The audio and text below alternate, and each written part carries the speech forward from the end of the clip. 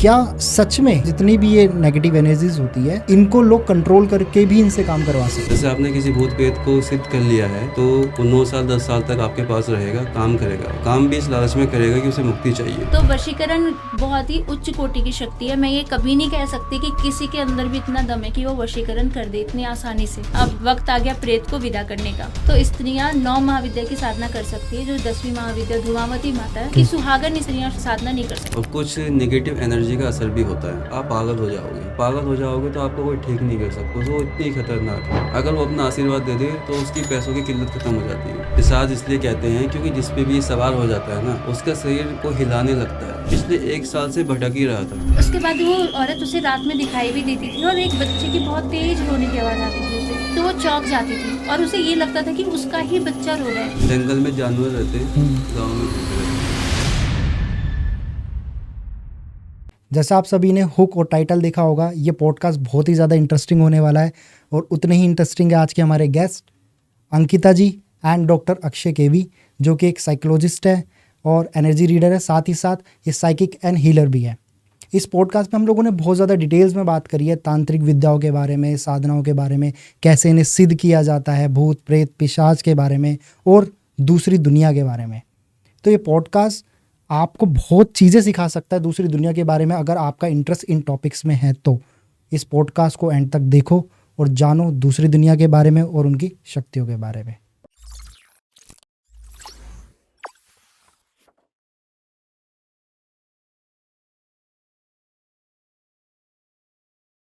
स्वागत है sir and madam आपका पॉडकास्ट कुणाल शो में। कैसे हो आप? मैं बिल्कुल ठीक हूँ, थैंक यू हमें बुलाने के लिए शो पे। थैंक यू सो मच जो आप आए, हमारा इनविटेशन आपने एक्सेप्ट किया। एंड इस पॉडकास्ट में काफ़ी हम लोग डिटेल्स में बात करने वाले हैं क्योंकि हम लोग ऑफ कैमरे में काफ़ी सब चीज़ें डिस्कस करी है।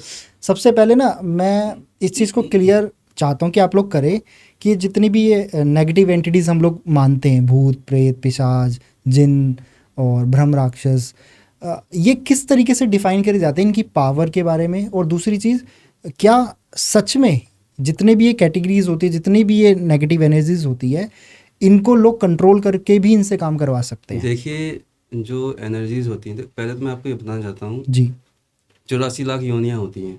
ये तो आप सब जानते हैं, जी आप भी जानते होंगे, ठीक है।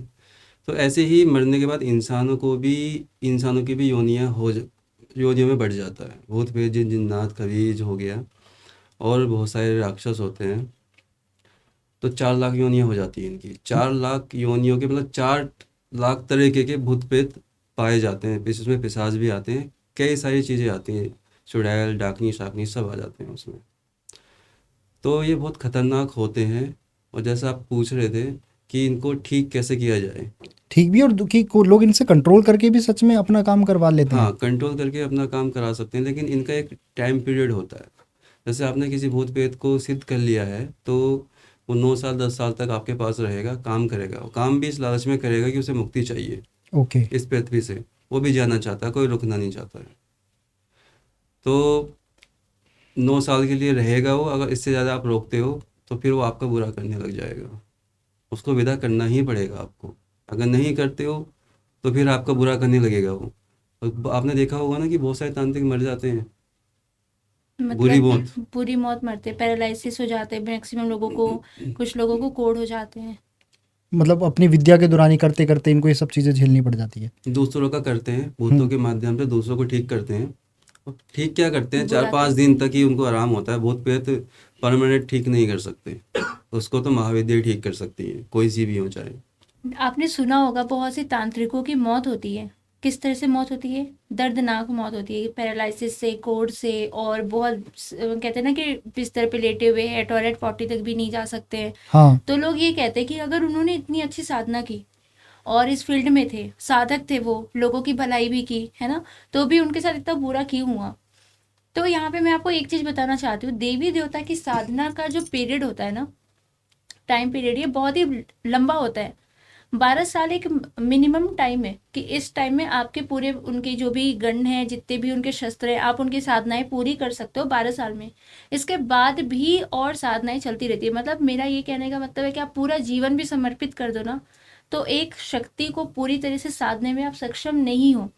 आशीर्वाद आप उनका ले सकते हो, क्योंकि मैं हर बार यही बताती हूँ कि किसी भी देवी देवता को आप सिद्ध नहीं कर सकते हो, उनका आशीर्वाद प्राप्त कर सकते हो। सिद्धि का मतलब होता है उनके ऊपर जीत हासिल करना, और देवी देवता के ऊपर कोई भी जीत हासिल नहीं कर सकता है, तो आप उनका आशीर्वाद ही गेन कर सकते हो। जैसे इसलिए मैं कभी ये नहीं कहती हूँ कि मैंने सिद्धि की है, मैं हमेशा अपने आप को साधिका ही बताती हूँ। मेन रीज़न यही है जो मैंने अभी आपको कुछ देर पहले बताया था। अब बात होती है कि क्यों तांत्रिक इतनी बुरी मौत मरता है और कैसे मरता है। तो जहाँ पे वो देवी देवता की साधनाएं नहीं कर पाता ना, वहाँ पे वो भूत प्रेतों को सिद्ध करता है। भूत प्रेत को सिद्ध करना खतरनाक तो है, लेकिन वो जल्दी सिद्ध हो जाते हैं। अच्छा, देवी देवताओं से ज्यादा जल्दी भूत प्रेत सिद्ध हो जाते सिद्ध हैं। हो जाते 1 से हैं। 2 दिन में सिद्ध हो जाते हैं। जैसे अमावस्या की कोई रात है, आपको अगर आपके अंदर इतनी हिम्मत है, इतनी पावर है, तो आप बिल्कुल कर सकते हो। वो डराते हैं, थोड़ा आपको भटकाते हैं, लेकिन वो सिद्ध हो जाते हैं इजीली। उसके बाद एक टाइम पीरियड के लिए आप तक रुकते हैं, जिस वक्त वो आपसे सिद्ध होंगे। सिद्ध कहने का मतलब आपने उनको कंट्रोल में कर लिया, आपने उनके ऊपर जीत हासिल कर ली। फिर वहां पे वो वचन होते हैं कि मैं तुमसे जो काम कहूंगा तुम वो करोगे। तो वो ये कहेगा कि तुम मुझे कितने साल के लिए रखना चाहते हो। यहाँ पे जिस भी तांत्रिक ने उससे ये कहा कि मैं तुम्हें लमसम 10 साल 20 साल, ठीक है, मान लो 20 साल रखने के लिए उसने कहा कि मैं तुम्हें 20 साल रखूंगा, फिर मैं तुम्हें छोड़ दूंगा। अब क्या होता है, 20 साल वो जब उसको लेकर के चलता है ना, तो वो काम करता है लोगों के, अच्छे काम भी बुरे काम भी। प्रेत सक्षम है, अच्छे काम करेगा तो 2-3 दिन बाद वो चीज वैसी हो जाएगी। जैसे कि अभी मैं आपको इसको और डिफाइन करूंगी। जी। अगर वो कोई बुरा काम करना चाह रहे हो तो बुरा वो झट से कर देगा। ठीक है। एक प्रेत दूसरे प्रेत को भी पकड़ के ला सकता है। आपने सुना होगा कि बहुत से लोग ये कहते हैं मेरे पति पे वशीकरण हो गया। तो वशीकरण बहुत ही उच्च कोटि की शक्ति है। मैं ये कभी नहीं कह सकती कि किसी के अंदर भी इतना दम है कि वो वशीकरण कर दे इतनी आसानी से। तो प्रेत को चढ़ा दिया जाता है उसके ऊपर। मान लो किसी पत्नी से पति अलग हो गया, पति किसी और तरफ चला गया, तो उसमें ना उससे कुछ चीज ऐसी खिलाई जाती है कि उसके माध्यम से प्रेत उसके शरीर के अंदर प्रवेश करता है और उसको ना उस तरफ से, अपनी पत्नी की तरफ से उसका रुझान खत्म करके दूसरी तरफ कर देता है। एक ये काम हो गया। एक हो गया किसी को बीमार करके मारना। एक हो गया किसी के शरीर पर आकर के खेलना। ठीक है, बहुत सारी चीजें होती है, गलत काम में आता है। अब ये तांत्रिक है, ये उसको किया जा रहा। प्रेत किस लालच में कर रहा है कि मैं अपना कार्य करूं जल्दी जल्दी, और फिर मैं जब ये सारे काम कर लूंगा, क्योंकि प्रेत के अंदर इतनी बुद्धि नहीं है, आप उसको जो बोलोगे वो करेगा। वो क्यों करेगा? क्योंकि उसको भी एक टाइम पे मुक्ति चाहिए। उसे ये आशा रहेगी कि 20 साल में इसके अंदर रह करके काम करूंगा तो मुझे उसके बाद मुक्ति मिल जाएगी। अब इस तांत्रिक ने क्या किया, जितने मन चाहे उतने पैसे लिए, लोगों का बुरा किया। बुरे काम में पैसे बहुत ज़्यादा मिलते हैं, अच्छे काम कोई करता ही नहीं है, और अच्छे काम में लोग पैसे लेके भी नहीं कर पाते, क्योंकि टेक्निक्स और मंत्रा सिद्धि बहुत सारी चीज़ें होती है सही करने के लिए। तो अब उसे लालच आ गया। 20 साल उसने अच्छा खासा कमाया, अब वक्त आ गया प्रेत को विदा करने का। उसको लालच आ गया, उसने प्रेत को विदा नहीं किया। अब यहाँ पे प्रेत को आ गया गुस्सा। क्यों? 20 साल उसने जितने भी भोग इत्यादि उसे दिए ना प्रेत को काम कराने के लिए, प्रेत उसको खा खा के स्ट्रांग हो गया। अब वही प्रेत इसी तांत्रिक को अच्छे से बताता है, इसके पूरे परिवार का भी नाश करता है, इसका भी नाश करता है। और उसके बाद जब इस तांत्रिक की मृत्यु हो जाती है ना, तो वो प्रेत इसको अपने साथ ही ले जाता है। जीते जी तो इसने उस प्रेत को गुलाम बनाया था, मरने के बाद ये उसको अपना गुलाम बनाता है। तो ये बहुत ही बड़ी साइकिल एक तरीके से देखा जाए तो बिल्कुल भूत प्रेत कंट्रोल होते हैं, इनसे काम भी कराया जाता है। और कुछ भूत प्रेत को जब भेजा जाता है तो वो अपनी इच्छाएं भी पूरी करते हैं लोगों के शरीर में जाके। अगर किसी तांत्रिक ने भूत प्रेत सिद्ध किया है और उसने 20 साल के लिए सिद्ध किया है और उस तांत्रिक की मृत्यु 10 साल के अंदर हो जाती है, तो उसमें क्या होता है कि वो जो प्रेत है जिसको भूत को सिद्ध किया है तांत्रिक ने, उसके पूरे घर का नाश कर देता है। वो आने वाली पुश्तें भी उसकी बर्बाद हो जाती हैं। आपने सुना होगा कि मेरे पिताजी तांत्रिक थे और क्या कहते हैं, जब से वो मरे हैं तब से हमारे घर का सत्यानाश हो गया है। चाहे किसी भी रीजन से उस तांत्रिक की मृत्यु हाँ, हुई। चाहे किसी भी रीजन से हुई हो, लेकिन रीजन तो एक ही होता है कुल मिला के, या बीमारी समझ लो आप, रीजन कुछ भी हो सकता है। तो वो भूत को जो सिद्ध किया है, वो भूत उनका सत्यानाश कर देगा पूरे घर का। उसके घर में एक चक्र चला देगा, कभी ये मर रहा है, कभी वो मर रहा है, कभी किसी को कुछ बीमारी हो रही है, आने वाली पुश्तें ही खराब कर देगा। क्योंकि जैसे हमारे कुल देवी देवता एक तरह से हमारे बंध जाते हैं वचन में, ऐसे वो प्रेत भी बंध जाता है। क्योंकि वो तांत्रिक अपने घर लेके आया उसको, उसकी मुक्ति का रास्ता वही था, वही मर गया। उसको ही पता था कि उसको कैसे विदा कर सकते हैं, क्योंकि वचन उसने लिए थे, है ना। तो उसके बाद बड़ा मुश्किल हो जाता है। फिर उसको भी ठीक किया जाता है, उसकी भी बहुत सारी टेक्निक होती हैं। अगर कोई सही सिद्ध पुरुष मिले आपको तो ठीक कर सकता है। ओके। आप थोड़ा सिद्धि को समझाएंगे कि सिद्धि है क्या और ये कैसे काम करती है, ताकि थोड़ा सा जो लोगों को सिद्धि के बाद, जैसे सिद्ध करना ये सब लोगों ने बहुत सुना है, लेकिन एक्चुअल में सिद्धि है क्या? सिद्धि के बारे में थोड़ा सा मैं बताता हूँ, जी। फिर उसके बाद माता जी बताएंगी। जी। देखो, सिद्धि का मतलब होता है किसी चीज़ को प्रूव करना, है ना। A square B square, A square plus B square whole square सुना है आपने, हाँ हाँ है ना।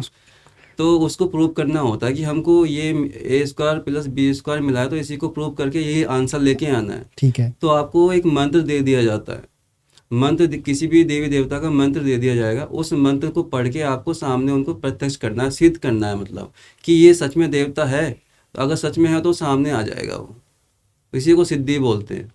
और यही सिद्धि होती है, अगर आपके अंदर इतना तप जप है तो वो देवता प्रसन्न होकर आपके सामने खड़ा हो जाएगा। ठीक है, वो सिर्फ आप ही को दिखेगा क्योंकि वो मेहनत आपकी है, और वो आपके इस पृथ्वी लोक पे नहीं आएगा, वो आपको अपने लोक में लेके जाएगा, आपकी ओके। आत्मा को अपने लोक में बुलाएगा वो। ठीक है, ऐसे होता है। कोई भी देवी देवता इस पृथ्वी पे नहीं आता है, वो अपने लोक में बुला लेगा आपको, ध्यान में। और सभी देवी देवताओं का सिद्धि प्राप्त करने का जो तरीका अलग अलग होता है? विधान अलग अलग विधान होते अलग हैं। अलग होता है, तो माता जी बताएंगे क्या क्या विधान होता है। जी, थोड़ा सा प्लीज आप बताइए। सिद्धि देखो, सिद्धि भूत प्रेत की भी होती है, किसी मंत्र की भी सिद्धि होती है, ओके। किसी देवी देवता की भी सिद्धि होती है ना। अब देवी देवता में अगर आप बात करो तो श्री हरि की भी साधना होती है, शिव जी की भी साधना होती है ना। शिव जी ने जितने अवतार लिए उनकी भी साधनाएं होती हैं। और बहुत से मंत्र हैं जो जैसे दवाइयाँ काम करती है हमारे रोगों को काटने के लिए, वैसे ही बहुत से मंत्र पहले ही बनाए गए थे हमारे रोगों को काटने के लिए। जैसे आपने सुना होगा किसी को पीलिया हो गया तो उसको झाड़ने का भी मंत्र होता है, हाँ। और किसी के दांत में कीड़ा लग गया उसको झाड़ने का मंत्र होता है। आँख में अगर किसी के वो आँख आ जाती है, आई फ्लू हो जाता है, उसको भी झाड़ने का मंत्र होता है। बाल में नज़र लग गई उसको झाड़ने का मंत्र होता है। तो सब ये आप फैक्टर देख लो। तो आप किस सिद्धि के बारे जानना चाहते हो? मैं इस सिद्धि के बारे में, जैसे कि जो देवी देवता ही हैं, हर आपने बताया कि हर देवी देवताओं के विधान अलग होते हैं। इसमें देवी देवता को जब लोग सिद्ध करते हैं, कोई भी हो, तो इसके लिए कोई अलग से ही आपको कोई सिद्धि चाहिए होती है, या कोई भी इंसान उस मंत्र के साथ उस देवी देवता को सिद्ध कर सकता है? देखो, किसी भी मंत्र से हम छेड़छाड़ नहीं कर सकते डायरेक्टली, पहले हमको गुरु बनाना पड़ेगा। और गुरु भी ऐसा गुरु होना चाहिए कि वो बहुत आगे पहुंचा हुआ होना चाहिए, उसने सिद्धि कर रखी हो, जैसे किसी भी महाविद्या की उसने सिद्धि की हुई है, तभी हम उससे कनेक्ट होके उससे मंत्र लेके तभी हम उस सिद्धि को आगे बढ़ा सकते हैं। क्योंकि जो वो मंत्र देगा ना, उसने भी सालों साल जपा होगा, तो उसकी एनर्जी हमारे पास आएगी, तभी वो एक्टिवेट हो पाएगा। एक्टिवेट करके देता है मंत्र गुरु। जब वो एक्टिवेट होगा तभी वो काम करेगा, और काम करेगा तभी आपको सिद्धि मिलेगी। आप नए नए उसमें कितनी एनर्जी पैदा कर लोगे? सब काम तो एनर्जी का है ना, एनर्जी का काम है। एनर्जी आपको पहले से मिल गई, आपने उसमें अपनी एनर्जी डाल दी मंत्र जाप करके, तो कनेक्टिविटी जल्दी हो जाती है किसी भी देवी देवता से। देवी देवता समझ लो या पॉजिटिव एनर्जी समझ लो आप उसको। ओके। जब सिद्धि की बात होती है, सबसे ज़्यादा जो माना जाता है बगला की माता को, हाँ, माता इनके बारे पीताम्बरा। में थोड़ा सा प्लीज़ बताइए। देखो, बगलामुखी माता महाविद्या है, और टोटल 10 महाविद्याएं हैं। तो इसमें जैसे किसी भी स्त्री को या पुरुष को किसी भी देवी देवता की साधना के लिए या मंत्र जाप के लिए नहीं रोका जाता। चाहे कोई स्त्री हो वो हनुमान जी की भी कर सकती है, चाहे कोई पुरुष हो महाविद्या की भी कर सकता है। तो जस्ट लाइक अगर कोई स्त्री है तो विधान अगर आप पूछो तो स्त्रियां 9 महाविद्या की साधना कर सकती है। जो 10वीं महाविद्या धुमावती माता है, उनकी सुहागन स्त्रियां साधना नहीं कर सकती। कोई कुंवारी लड़की है जिसको आगे चल के शादी नहीं करनी है, या फिर अगर किसी का पति नहीं है, फिर वो लड़की औरत साधना करना चाहती है तो वो कर सकती है। और महाविद्या में भी 2 कुल होते हैं, काली कुल, श्री कुल। काली कुल में उग्र शक्तियां वाली देवियां आती हैं, जैसे षोडशी माता हो गई, तारा हो गई, महाकाली हो गई, है ना। तो ये माताएं जो हैं ये काली कुल में। अगर आप माता बगलामुखी के बारे में जानना चाहते हैं तो ये श्री कुल की महाविद्या है। श्री कुल की सबसे उच्च कोटि की देवी माना जाता है इन्हें। माँ त्रिपुर सुंदरी का भी नाम सुना होगा, है ना। तो ये कामाख्या माता का। हाँ, कामाख्या माता काली कुल में आती है फिलहाल, लेकिन ये त्रिपुर सुंदरी हो गई, माता बगलामुखी हो गई, ये श्री कुल में आती है।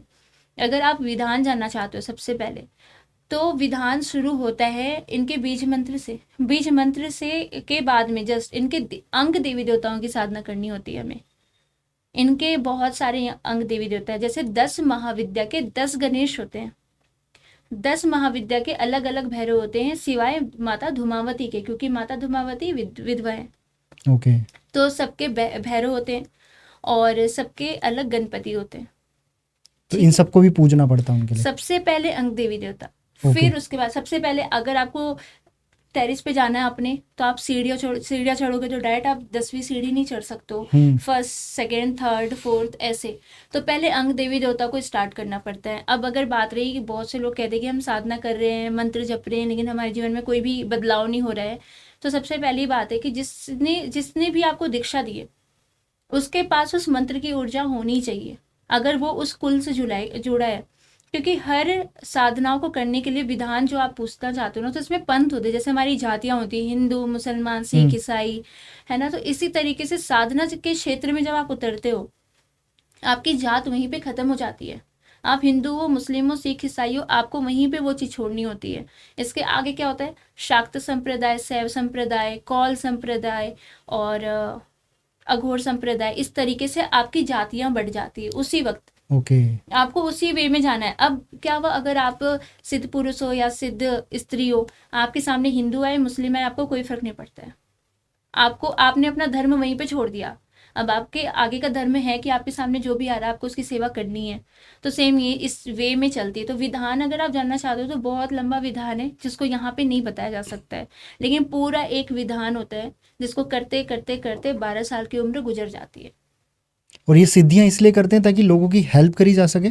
जी बिल्कुल। अगर आप किसी भी उच्च कोटि की या देवी देवता की साधना कर रहे हो तो वो जन कल्याण के लिए और खुद के कल्याण के लिए ही आप कर सकते हो। या तो आप अपने खुद के कल्याण के लिए करो कोई भी साधना, जरूरी नहीं कि आप कोई साधना कर रहे हो तो आप लोगों को देखना शुरू कर दो, ये कोई ज़रूरी नहीं है। ठीक है। बहुत से कर्म हमारे पिछले जन्म के ऐसे होते हैं जिसे हमें खुद को हील करना पड़ता है, खुद को काटना पड़ता है। तो साधनाएं जब आप करना शुरू करते हो तो जो चीज़ आपको 20 साल भोगनी है वो कम हो जाती है। भोगना आपको जरूर पड़ेगा ओके। लेकिन कुछ कम हो जाएंगी, है ना, 10 साल हो जाएंगी। साधना करने से मोक्ष की प्राप्ति ही होती है, इसलिए इसका मेन उद्देश्य यही है साधना कि करने का। मोक्ष मिल सके मोक्ष लोगों मिल को, सके। जो भी गलत कर्म करें हाँ। उसको हम हील करके कम कर सके, हाँ हाँ, हमें जो दुख मिलने वाला है पास्ट उसको। कर्मास जो ओके। आपके पिछले जन्म के कर्म हैं और इस जन्म के भी जो भी गलत कर्म है वो हील हो जाए, और आगे के जो लाइफ है आपका मरने के बाद, वो आप जिस भी देवी देवता की साधना करते हो आपको उनका ही शरण प्राप्त होता है, आप उनमें ही विलीन हो जाते हो। लेकिन आपने देखा होगा कि बहुत सारे सिद्ध पुरुष हैं, उनके पास बहुत सारी विद्या हैं, लेकिन वो किसी को ठीक नहीं करते हैं। हाँ। वो कहते हैं कि जा, कोई भूत प्रेत नहीं होता है, कुछ नहीं होता है, सब तेरा वहम है। वो अपना कमाई हुई मेहनत या अपना कमाया हुआ पुण्य या कमाई हुई विद्या डिस्ट्रॉय नहीं करना चाहते, क्योंकि अगर वो डिस्ट्रॉय करेंगे तो उनके मोक्ष के रास्ते में बाधा आ आएगी। जाएगी। रीजन ये है। और कुछ लोग होते हैं, तरस आ जाता है, उन्होंने सिद्धि कर रखी है, तो चल ठीक है, इतना परेशान है तो मैं तेरा कर्म काट देता हूँ, तो वो कट जाता है। आपने देखा होगा कि बहुत सारे लोग हैं और इस दुनिया में इतने लोग परेशान हैं नेगेटिव एनर्जी से, कहीं पे ठीक हो नहीं पाते हैं। उसका यही रीज़न है ओके। कि कोई भी मतलब दरबार तो लगा लेंगे लोग बाग, लेकिन उनको ठीक नहीं कर पाते हैं, ठीक करना ही नहीं चाहते। उनको ठीक कर इसलिए नहीं करना चाहते कि अपनी पुण्य कमाया हुआ डिस्ट्रॉय नहीं करना चाहते बस। पर जो दरबार के अंदर हम हाँ। लोग देखते हैं हाँ। बहुत जगह वो शक्ति आती है, माता बोलते हैं कोई, और इवन आपने मेहंदीपुर बालाजी का नाम भी सुना होगा, वहाँ पर भी लोग अलग अलग टाइप की उनको शक्ति आती है। ये है क्या एग्जैक्टली, क्या है? पागलपन कहना चाहोगे आप इसे? बिल्कुल, मन का रोग है एक तरीके से। कुछ तो पागलपन है और कुछ नेगेटिव एनर्जी का असर भी होता है, और कुछ पॉजिटिव भी होता है, क्योंकि कुछ अगर पॉजिटिव शरीर भी पे होता है, कुछ पॉजिटिव भी होता है, लेकिन शरीर पे कोई चीज़ नहीं आती है। कोई भी चीज़ हमारे औरमंडल में प्रवेश करती है और हमारी एनर्जी हमारी आत्मा में वो मेल्ट हो जाती है। हमारी आत्मा जो है वो, हमारी जो आत्मा बनी है एक शरीर के हिसाब से बनी है, और उसमें और एनर्जी डाल दोगे तो हमारी जो बॉडी का डिसबैलेंस है, जो ब्लड सर्कुलेशन है वो डिसबैलेंस हो जाएगा। हमारा डोपामिन वोपामिन जो माइंड में होता है वो भी डिसबैलेंस हो जाएगा, तो इंसान उल्टी सीधी हरकतें करने लगता है। उसकी मतलब चक्रास जो होते हैं हमारी बॉडी के अंदर वो भी डिसबैलेंस हो जाते हैं, तो उसको ओट पटांगे चीज़ें दिखने लग जाती हैं। तो फिर अगर ऐसा होता है तो उसका तरीका होता है उसको ठीक करने का, ठीक होता है हर चीज़। तो कैसे, मतलब जो सिद्ध पुरुष या कोई भी, वो कैसे पहचान सकता है कि ये इंसान जो है या तो ये एक्टिंग कर रहा है या फिर इसमें सच में कोई शक्ति या कोई नेगेटिव एनर्जी? अगर आप देखो, अगर क्या कहते हैं ना, कोई भी सिद्ध पुरुष है, सबसे पहले ना वो देखेगा उसके, देखो सिद्ध पुरुष होगा तो उसके पास दिव्य दृष्टि ऑलरेडी होगी होगी। तो स्कैनिंग करके देख लेगा कि इसकी, सबसे पहले वो देखेगा कि इसकी एनर्जी तो डिसबैलेंस नहीं है ना। वो मूलाधार पे सबसे पहले फोकस करेगा, क्योंकि मूलाधार से ही सब ऊर्जाओं का मतलब विकास विकसित हुई है वहाँ से वो। तो वहीं से वो चेक करेगा मूलाधार से कि इसका मूलाधार डिसबैलेंस तो नहीं है, कोई एनर्जी यहाँ पे अटकी तो नहीं है, नेगेटिव एनर्जी भी यहीं पे आके बैठती है, पॉजिटिव एनर्जी भी यहीं पे आके बैठती है।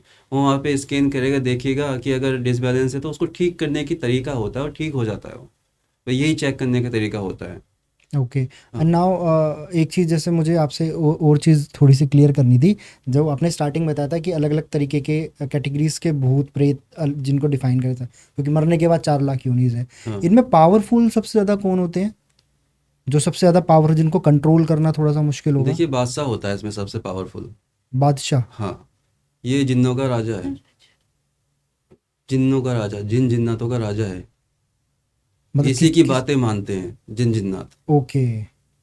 किसी के ऊपर आपने सुना होगा जिन जिन्नात आ गया और वो जाता नहीं कभी भी, तो जो बादशाह होता है ना, उसको पकड़ के लेके आया जाता है, उसकी एनर्जी को पकड़ के लेके आया जाता है, फिर उससे कहा जाता है कि इसको लेके जा अपने साथ, तब वो हटता है। वो उसी का ये आदेश का पालन करते हैं। और कहा तो ये भी जाता है कि जिनको भी कंट्रोल करके उससे भी बहुत सारे काम कराए जाते हैं, हाँ। उनसे इच्छाएं पूरी करवाई जाती है। देखो, जिन को तो कोई सिद्ध कर नहीं सकता, अच्छा। ठीक है। जिन एक बहुत बड़ी चीज़ है, जिन्नातों को सिद्ध कर सकते हैं। जिन और जिन्नात दोनों अलग कैटेगरी हैं, एक नहीं है ये, ठीक तो है। लोग जो है जो जिन्नात को सिद्ध कर पाते हैं, जिन्नात को सिद्ध करते हैं। आप इंसान होके जिनको नहीं कर सकते हो, जिन बहुत ही मतलब अच्छे भी होते हैं और बहुत खराब भी होते हैं, मतलब उनका कोई इमाम धर्म नहीं होता, उसको सिद्ध करना बड़ा मुश्किल काम है। वो अपना आप ही मेहरबान हो गए तो ठीक है, नहीं तो आप सिद्ध नहीं कर पाओगे। एक ऐसी चीज़ है, और उनको कंट्रोल करने के लिए ये बादशाह का ही वो लिया जाता है सहारा। बादशाह जिनों का राजा होता है, और जैसे ब्रह्म राक्षस हो गया, ब्रह्म राक्षस भी इसी कैटेगरी में आता है। तो इनका जो राजा होता है, इनको जो जिसके कंट्रोल में, जिसके अधीन है ये, वो है क्या कहते हैं, अय्यर राक्षस। इसको अय्यर राक्षस बोलते हैं। ब्रह्म राक्षसों का भी जो राजा है, जैसे उनका बादशाह इनका अय्यर। हाँ, इनका अय्यर है। तो वो उससे कंट्रोल किया जाता है। उसको उस जहाँ पे वो रहता है, उसका जो भी लोग है वहाँ पे कनेक्ट आप होगे, उससे बोलोगे कि ये नहीं हट रहा है, तो वो उसको हटाएगा अगर बुरा है। अय्यर राक्षस है और जो बादशाह है, ये लोग मतलब एक तरह से शनि काम करता है, एक शनि ग्रह है, वो न्याय करते हैं। मतलब बादशाह भी न्याय करेगा, अय्यर राक्षस भी न्याय करेगा। राक्षस नाम है उसका, लेकिन वो ज्ञानी है और समझदार है, उसको पता है कि क्या गलत है क्या सही है, तो इस हिसाब से वो न्याय करता है वो। इसलिए हर किसी के ऊपर कुछ ना कोई बैठा हुआ है ना, तो उनके ऊपर भी बैठा हुआ है, तो वहाँ से हेल्प ली जाती है, वहाँ से हेल्प ली जा सकती है उनको ठीक करने के लिए। और जैसे हम फिलहाल मोस्ट ऑफ द लोग जो है वो शहरों में ज़्यादातर रहते हैं, हाँ। बट पहाड़ों की तरफ या अगर मैं गाँव की तरफ दिए तो वहाँ बहुत ज़्यादा इन सब चीज़ों को माना जाता है, भूत प्रेत पिशाच, जो आई थिंक मेरे को लगता है कि शहरों में भी, बट यहाँ पे लोग थोड़ा बताना नहीं चाहते हैं, जिन पे बिकॉज ऑफ कल्चर या फिर जो वो एजुकेशन अगर आप शहर में हो तो आप ये समझ लो कि आप ज़्यादातर पढ़े लिखे लोगों के बीच में हो। हाँ। तो पढ़े लिखे लोग जो होते हैं ना, या फिर जैसे हम ही हैं, जैसे अगर मैं इस फील्ड में नहीं होती तो मैं भी इस चीज़ को एक्सेप्ट करने में, क्योंकि अगर मैं एक्सेप्ट कर रही हूँ तो लोग क्या सोचेंगे कि अंधविश्वासी है, या पता नहीं कैसी है, या फिर हमारे टाइप की नहीं है, या फिर डिस्कम्फर्ट फील ना हो किसी को हमसे। तो ये चीज़ें शेयर करने में लोग थोड़ा हिचकिचाते हैं। लेकिन जो चीज़ें शहर में, शहर और गांव से कोई फ़र्क नहीं पड़ता। शहर में भी वही चीज़ें हैं, पहाड़ों में भी वही चीज़ें हैं, और देश विदेशों में भी वही चीज़ें। अब आप इसको ऐसे समझ सकते हो, जंगल में जानवर रहते हैं, गांव में भूत रहते हैं। लेकिन अब जंगल से शहर की तरफ जानवर आ रहे हैं, तो ऐसे भूत भी गांव से शहर की तरफ आ रहे हैं। कर रहे हैं। तो इनका भी ये भी पावर्स अलग होती है, क्योंकि बहुत ज़्यादा, क्योंकि फिल्मों में भी आ गया, कुछ आर्टिकल्स में भी है, और दूसरी जगह पे भी जाते हैं कि जो ये पहाड़ों की तरफ, गाँव की तरफ जब ये एंटिटीज होती है बहुत ज़्यादा स्ट्रॉन्ग होती है। स्ट्रॉन्ग इसलिए होती है क्योंकि पहाड़ों पे जब आप जाओगे तो देखोगे वहाँ पे पूजा पाठ को बहुत ज़्यादा महत्व दिया जाता है, ठीक है। और वहाँ पे शक्तियाँ जो होती है ना, जागृत होती हैं पहाड़ों पे। किसी भी देवी देवता का निवास स्थान देखना आप पहाड़ों पे ही है। और वहाँ पे कोई भी इंसान आपको ऐसा नहीं मिलेगा जो स्पिरिचुअल ना हो। हर किसी के घर में इतने अच्छे से पूजा पाठ होती है और हर कोई वहाँ पे मंत्र चैंट्स वगैरह, मेडिटेशंस वगैरह, और जो आप साधना या सिद्धि का नाम देते हो तो मंत्र चैंटिंग वगैरह लोग जनरली वहाँ पे करते हैं। और वहाँ पे लोगों का आशीर्वाद भी, हम कहते हैं ना कि पर्वत पे अगर आप कोई साधना कर रहे हो, नदी किनारे कोई साधना करो तो आपको शक्तियाँ जल्दी प्राप्त होती हैं। ठीक है, अब जैसे हमने आपको पहले बताया कि किसी कर्म की वजह से कोई भूत प्रेत योनि में चला जाता है। तो अब मान लो आप पहाड़ों में रह रहे हो, अब मान लो 10 लोग हैं, 10 लोग बराबर साधनाएं कर रहे हैं या फिर मंत्र चैंटिंग कर रहे हैं, शक्तियां अर्जित की उन्होंने किसी ना किसी वजह से, किसी ना किसी कर्म की वजह से। क्योंकि जरूरी नहीं कि अगर आप मंत्र जप रहे हो, पूजा पाठ कर रहे हो तो आपके कोई कर्म गलत नहीं हो सकते। ये मन चंचल है, मन कभी भी परिवर्तित हो सकता है। दैट्स वाई कभी भी किसी का फ्यूचर फिक्स नहीं होता। इसी वजह से जो लोग फ्यूचर बताते, कभी भी फ्यूचर फिक्स नहीं होता है। तो इसी वजह से अगर कोई किसी कर्म की वजह से मृत्यु के बाद में उसकी आगे की गति नहीं हो पाती है, प्रेत योनि में प्राप्त हो जाता है वो, तो उसने जो मंत्र साधनाएं वगैरह की है तो उसकी जो शक्तियां हैं वो उसके सोल के साथ ही रह के मिक्स हो जाती है सोल में, तो वो पावरफुल हो गया। अब क्या होता है, अब जो नॉर्मल इंसान है उसको अगर वो कैप्चर कर रहा है तो अब जैसे उसके मरने के बाद जो उसने मंत्र जाप कर रखा है, मरने के बाद वो शक्तियां 64 गुना बढ़ जाती हैं। ठीक है, अगर मैंने कोई मंत्र जपा, मान लो मैं माता बगलामुखी का बीज मंत्र जप रही हूँ, मैंने 5 करोड़ मंत्र जप लिया, मरने पूरे जीवन भर मैंने 5 करोड़ मंत्र जपे, किसी न किसी कर्म की वजह से मेरी मुक्ति नहीं हुई, मैं प्रेत योनि में हूँ। मरने के बाद वो 5 करोड़ को आप 64 गुना मल्टीप्लाई कर लो, उतनी शक्ति मेरी बढ़ जाएगी। तो क्या मेरे आगे कोई कुछ कर सकता है? अगर वो एक मंत्र पढ़ेगा, मेरे आगे उसकी किसी भी मंत्र की कोई भी औकात नहीं रहेगी, है ना। सेम यही चीज होती है कि जो भी पहाड़ों में होते हैं उनके पास कोई ना कोई पावर, नेचुरल पावर जो वो बचपन से लेके अपने अंतिम काल तक जो भी इन्होंने गेन किया है वो उनके साथ ही रहती है। तो वहाँ के जो भूत प्रेत होते हैं इसलिए स्ट्रांग होते हैं, इस वजह से वो बहुत ज्यादा लोगों को दिखाई भी दे देते हैं, और अगर वो किसी को पकड़ लेते हैं तो छोड़ते नहीं है। और वहाँ पे एक चीज और होती है कि अगर किसी सिद्ध प्रेत ने किसी को पकड़ा है और वो उसको किसी ना किसी वजह से मार देता है, या उसका मान लो उसी वक्त मृत्यु होगी, क्योंकि किसी प्रेत में, जैसे फिलहाल मेरे गुरुजी कहते हैं कि कोई प्रेत जल्दी किसी को नहीं मारता, अगर किसी ने पोजेस किया है तो मारण क्रिया ही होती है जिसकी वजह से कोई प्रेत किसी को मारता है। ठीक है, तो अगर किसी वजह से वो मर जाता है तो ये जो प्रेत है ना और वो जो प्रेत है वो इकट्ठे हो जाते हैं, फिर वो किसी और को भी परेशान करते। तो मतलब हर एक प्रेत के पास कोई ना कोई सिद्धि होती है, मैं ये इस तरीके से आपको बता सकती हूँ। तो पावरफुल इसलिए वहाँ की एनर्जीज होती हैं। और पहाड़ों पे, चाहे आप उत्तराखंड के पहाड़ में जाओ, हिमाचल के पास जाओ, हिमालय जाओ, उधर उनके कुछ नाम भी होते हैं शायद, जैसे मूछो बहुत सारे ऐसे नहीं, मूछो भूत तो आपको आसाम का बताया था हमने। हाँ, वहाँ पे आपको छलावा मिल जाएगा, परियां बहुत सारी मिलती है। और पहाड़ पे ना यक्ष गंधर्व सबसे ज्यादा प्राप्त मतलब मिलते हैं। यक्ष कौन होते हैं? यक्ष गंधर्व आप ये समझ लो जैसे यक्षिनी तो उनका यक्ष, है ना, तो उसी तरह से गंधर्व। तो कभी ना कभी कहा जाता है कि ये देवताओं के साथ ही रहते थे, लेकिन किसी कर्म की वजह से इनको स्वर्ग से निष्कासित कर दिया गया था, मतलब स्वर्ग से निकाल दिया गया था। यक्षिणियां जितनी भी हैं उनको स्वर्ग से निकाल दिया गया था, तो वो पर्वतों पे निवास करने लगी थी, जहां जहां देवी देवताओं की मंदिर है वहां पे उनका निवास हो गया था। तो इनकी शक्तियां भी देवी देवताओं के बराबर, मतलब थोड़ी कम होती है, लेकिन माना जाता है उनको उस हिसाब से, उनके बराबर माना जाता है उनको। बहुत जगह पे पूजा भी होती है, योगिनियों की पूजा होती है। 64 योगिनियों का जो मंदिर है वहां पे योगिनी माता के रूप को ही बोला जाता है ना। लेकिन वो योगिनी भी माता का कहीं ना कहीं वो अंश है, क्योंकि हम भी माता के अंश है, आप भी माता के अंश हो। तो वो योगिनियां भी माता के अंश है, जिन्होंने कुछ ना कुछ कर्म की वजह से उनको स्वर्ग से निकाल दिया गया था, लेकिन उनको पूजा जाता है। मैं एक आपको बस एग्जांपल दे रही हूँ कि योगिनी है वहां पूजी जा रही है, कुछ योगिनियां शमशान में उनको सिद्ध किया जा रहा है, तो कुछ इसी तरह से यक्षिणियां है, यक्षिणी के जो मेल आप देख लो वो यक्ष होते हैं, है ना। तो इस तरीके से क्लासिफिकेशंस है, और जो ज्यादातर पहाड़ों में मिलती हैं, वहां पे ये एनर्जीज जो होती है वो पावरफुल इसलिए बताई जाती है कि वहाँ की एनर्जीज होती है। पहाड़ों में एक परी पाई जाती है, उत्तराखंड खैट पर्वत पे पाई जाती है। वहाँ पे एक परी है, बहुत फेमस है, उसका नाम है माया परी। हाँ, वो मायावी है, वो आदमियों को भ्रमित कर देती है, जो मेल होते हैं ना उनको भ्रमित कर देती है। उनको ऐसे से भ्रमित करती है कि सामने ऐसा लगेगा कि खजाना रखा हुआ है, और खजाना लेने आप जाओगे जैसे ही, वैसे ही वो आपको कैप्चर कर लेगी, आपको पोजेस कर लेगी, और जैसे ही पोजेस करेगी आप पागल हो जाओगे, और पागल हो जाओगे तो आपको कोई ठीक नहीं कर सकता, वो इतनी खतरनाक है। वो एक जगह है उत्तराखंड में, वहाँ पे जो भी जाता है उसके साथ ये केस होता ही होता है। तो सर ये क्योंकि जो हाँ मैं सॉरी आपको टोक रहा हूँ बीच में, हाँ, इनका मेन कारण क्या होता है कि ये लोगों को ऐसा पोजेस कर देते कि कोई गुस्सा रहा है या कुछ ऐसा कुछ? कोई परी है ना, हजारों साल से अकेली है, उसको मेल मिल जाए तो क्या होगा, अच्छा। है ना। और तो कुछ वो तो चाहेगी कि कुछ मतलब अपना, परी बनी ही किस लिए थी, परी यक्षिणी, है ना, ये इसलिए ही बनी थी, अप्सरा है। अप्सराएं इसलिए ही बनी थी, क्योंकि मैं यहाँ पे नहीं बता सकता, समझने वाले समझ हाँ गए समझ होंगे। गया मैं। ठीक है।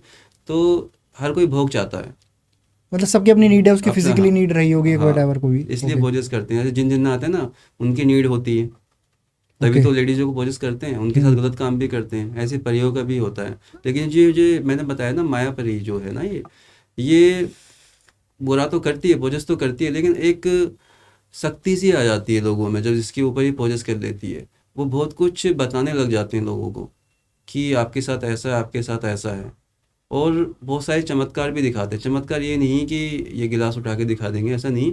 चमत्कार मतलब ये है कि किसी को, कोई बीमार है उसको ठीक कर दिया, या आप उसके ऊपर हाथ रख दिया तो ये ठीक हो गया। हम्म। और किसी को पैसों की प्रॉब्लम चल रही है, तो अगर वो अपना आशीर्वाद दे दे तो उसकी पैसों की किल्लत ख़त्म हो जाती है।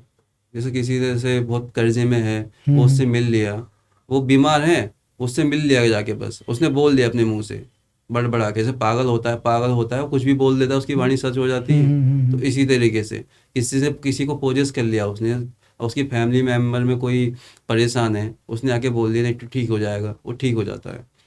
इस तरह से काम करती है वो, मतलब पागल करके रखेगी उसको, अच्छा काम भी करेगी। अच्छा काम भी करेगी। ओके। लेकिन ये खतरनाक है बहुत ज़्यादा, क्योंकि वो उसका इंसान का शरीर तो खराब हो रहा है ना। तो ऐसी जैसे हम मैंने एक उनके बारे में भी सुना, एक चक्री पिशाचनी व पिशाच। देखो, चक्री पिशाच इसलिए कहते हैं क्योंकि जिस पे भी ये सवार हो जाता है ना, उसका शरीर को हिलाने लगता है। जैसे सिर, आपने देखा होगा कि बहुत सारे लोग सिर हिलाते हैं, हम्म। तो चक्री पिशाचनी या चक्री पिशाच का कमाल होता है।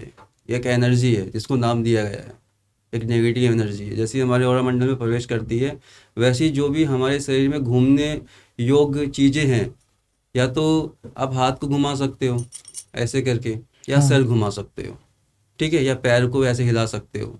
तो उस एनर्जी का प्रवेश जैसे ही होगा, तो आपका सर घूमेगा, और या हाथ घूमेगा या पैर घूमेगा। अब ये नहीं कह सकते कि जैसे बहुत सारी एनर्जीज होती हैं, जैसे माता वाता बोलते हैं कि माता आती है सिर पे, वो भी सिर घुमाती है, तो हम ये नहीं कह सकते कि वो चक्री पिशाचनी है या माता है। हमारे से तो माता आती भी नहीं है किसी के शरीर पे कोई चीज़ आती ही नहीं, और मंडल में आती है। जो भी आता है भूत पिशाच ही आते हैं, योगिनी भी नहीं आती हैं, मतलब क्योंकि सबसे शरीर, ज़्यादा। हाँ, शरीर इतना सक्षम नहीं है कि माता की यक्षिणी योगिनी को भी सह सके। मतलब एक शक्ति आप बोल सकते हैं, उनका अंश जो है वो इस भूत ओरा प्रेत मंडल के अंदर। भूत प्रेतों का अंश आता है, जो थोड़ा बहुत क्या कहते हैं ज्ञानी होता है, जैसे मर गया ज्ञानी है वो, एक तरह से भ्रम पिशाच नहीं समझ लो आप उसको। कोई ओके। लेडीज है, मर गई, ठीक है, ज्ञानी थी, तंत्र विद्या सीख रही थी, वही अपनी मुक्ति के लिए किसी को पकड़ लिया, फिर उद्धार करने लग गई वो, है ना। ऐसे माता की सवारियां आती हैं, हाँ देवी देवता की सवारी आती है, अगर भूत प्रेत की सवारी आ रही है तो माता की भी सवारी आती है, आप ये समझ सकते हो सीधे सीधे। दोनों की। दोनों आती है, लेकिन माता की जो सवारी आती है, अगर सच्ची सवारी देखी जाए तो 10 लाख में केवल 10 लोगों के ऊपर ही आएंगी वो। इतना आप ये मान के चलो, बहुत ही कम लोगों पे। और वो भी कैसे होता है, बहुत से लोग साधनाएं करते हैं सवारी प्राप्त करने के लिए कि माता की सवारी आए। तो उसमें क्या होता है, माता की जो छोटी सी एनर्जी भी होती है ना, मतलब एक छोटा सा कण जिसे आप देख भी नहीं सकते हो, मतलब महसूस भी नहीं कर सकते, वो छोटा सा कण एक आपके ऑरा मंडल को टच कर जाए ना, क्योंकि आप ये समझ लो शक्ति आ रही है तो ऑरा मंडल में ही आ रही है। आपके शरीर में पहले से जो आत्मा है उसको कोई नहीं हिला सकता। एक शरीर के लिए एक ही आत्मा बनी है, दूसरी आत्मा शरीर के अंदर नहीं आ सकती है। पर यहाँ पे मैं अगर सबको समझाना है तो मैं शरीर का नाम ही लेकर के समझाऊंगी। ठीक है। तो अगर शरीर में किसी की कोई चीज आ रही, तो माता की जैसे बहुत सारे लोग साधनाएं करके सवारी प्राप्त कर रहे हैं, बहुत से लोगों के ऊपर जो भी उन्होंने तपस्याएं कर रखी है, मैं ये जरूर कहूंगी कि कहीं ना कहीं या तो उन्होंने बचपन से साधनाएं या फिर पूजा पाठ किया होगा, या तो उनके अंदर इतनी भक्ति रही होगी, या किसी ना किसी पिछले जन्म में उनके अच्छे कर्म की वजह से, या पिछले जन्म में भी उन्होंने साधनाएं की होंगी, तभी इस जन्म में उनको माता की सवारी प्राप्त हुई होगी। और ये कठोर सत्य है, क्योंकि 10 लाख में 10 लोग, माता इतनी सस्ती नहीं है कि हर किसी के शरीर पर आकर के वो खेले। या उनकी योगिनियां या यक्षिनियां वो भी इतनी खतरनाक है, इतनी पावरफुल है कि उनको भी सह पाना एक मामूली इंसान के लिए बहुत ही मतलब आश्चर्य वाली बात होगी, क्योंकि एक नॉर्मल इंसान के शरीर को उनका तेज नहीं सह सकता। और जो सवारी होती है ना, अगर माता की सवारी से, माता जी बता रहे हैं कि माता की सवारी 1% आ भी रही है किसी के ऊपर, मतलब अंश आ रहा है, माता स्वयं तो नहीं आ जाएंगी शरीर में, एक अंश आ रहा है, कण, एक रेत के बराबर कण आ रहा है, ऊर्जा का स्रोत आ रहा है और मंडल में, तो वो भी क्या कहते हैं रोज रोज नहीं आएगा, एक साल में एक ही बार एक आएगा। बार, और उसका भी एक फिक्स डेट होता है, फिक्स टाइम होता है। ये भी है, क्योंकि शक्तियाँ कुछ हमें भी ऐसे ही प्राप्त हुई थी, तो हमें भी जब वो शक्तियाँ, एक आप ये समझ लो कि आपके पास कोई फोन है, आपको उसे एक टाइम पे अपडेट करना होता है। सेम अगर ये हमारा शरीर हमारे पास माता का अंश है, तो साल में एक ही बार वो दिन आता है, एक ही बार वो मुहूर्त आता है जिस वक्त आपको वो अपडेट मिलेगा वहां से। तो वो भी होती है चैत्र की अमावस्या, शायद मैंने पहले के एपिसोड्स में बता रखे हैं। तो चैत्र की जो अमावस्या की ठीक रात होती है, रात का टाइम मैं आपको बिल्कुल भी यहाँ पे नहीं बता सकती हूँ, तो उस रात में ही बिल्कुल 1 से 2 सेकंड उतने के लिए शक्ति आती है, बस। और ऐसा नहीं कि अगर वो शक्ति आई है तो आप पूरा सिर ऐसे से हिला रहे हो, ऐसा कुछ भी नहीं होता। हाँ, जब ये हो सकता है कि फर्स्ट टाइम अगर आपके पास वो अंश आया है तो आप जरूर डिसबैलेंस हो गए, क्योंकि वो अंश भी झेलने के लिए आपके पास इतनी कैपेबिलिटी नहीं होती है, क्योंकि मानव शरीर है ये, है ना। और जब आप इस चीज से आगे हो जाते हो, क्योंकि अगर जो पिछले जन्म में आपकी साधनाओं की वजह से इस जन्म में सवारी आई है, तो आप उसको वापस से साधना करके सिद्धि रूप में चला सकते हो, क्योंकि सवारी अपने अकॉर्डिंग चलाती है, सिद्धि को हम अपने अकॉर्डिंग चला सकते हैं। सवारी का जब मन करेगा वो काम करेगी, जब मन करेगा नहीं करेगी, और आप उससे जबरदस्ती नहीं कर सकते हो। अगर आपके पास सिद्धि है, मतलब मैं सिद्धि समझाने के लिए कह रही हूँ, जैसा मैंने पहले बताया, आशीर्वाद है, आशीर्वाद है, तो उनके सामने हाथ जोड़ के रोकेगा के कुछ भी कह लो कि मुझे ये काम करना है, इसका उसका जिसका भी, तो मुझे ये चाहिए, वो कर देगी। सवारी से बड़ी सिद्धि होती है, सिद्धि बड़ी होती है सवारी से, क्योंकि आप सवारी क्या हुआ, आप अपनी बाइक पे बैठ रहे हो, जब मन चाहा स्टार्ट किया चले गए, जब मन कहा रोक दिया, जब मन किया धूप में खड़ा कर दिया, जब मन किया छांव में खड़ा कर दिया। लेकिन ये कह सकते कि सिद्धि जो है ना, मतलब सिद्धि पे आपका कंट्रोल है, लेकिन सवारी पे सवारी का कंट्रोल है, मतलब वो बेसिकली, क्योंकि वो अपने हिसाब से आपके ऊपर आएंगी, अपने हिसाब से चली जाएंगी, उनका कंट्रोल उन पे है। लेकिन सिद्धि आप एज अ बाइक सवारी समझ सकते हो, जिसपे हमारा कंट्रोल है, कि हम जब मन चाहे तब चले गए, जब मन चाहे तब ले आए, है ना। तो इस तरीके से चलता है। और जो आप चौकियों की बात करो या दरबार की बात करो, मैं क्लियर आपको कह दूं कि मैक्सिमम लोग, भले ही उनको ये बात बुरी लगे, लेकिन मैक्सिमम लोग जिनके ऊपर भी सवारियां आती है माता की, वो कहीं ना कहीं तंत्र मंत्र से परेशान है, और बहुत सालों से परेशान है। और तंत्र मंत्र से जो भूत प्रेत भेजे जाते हैं उनके घर में, उस दौरान उनका बहुत मन करता है कि वो पूजा पाठ करे, क्योंकि भूत प्रेत किसी के भी शरीर के माध्यम से वो पूजा पाठ करते हैं अपने कर्मों को हील करने के लिए, शक्तियां प्राप्त करने के लिए। उनको भी शरीर चाहिए होता है, एक फॉर्म चाहिए होता है हर किसी को।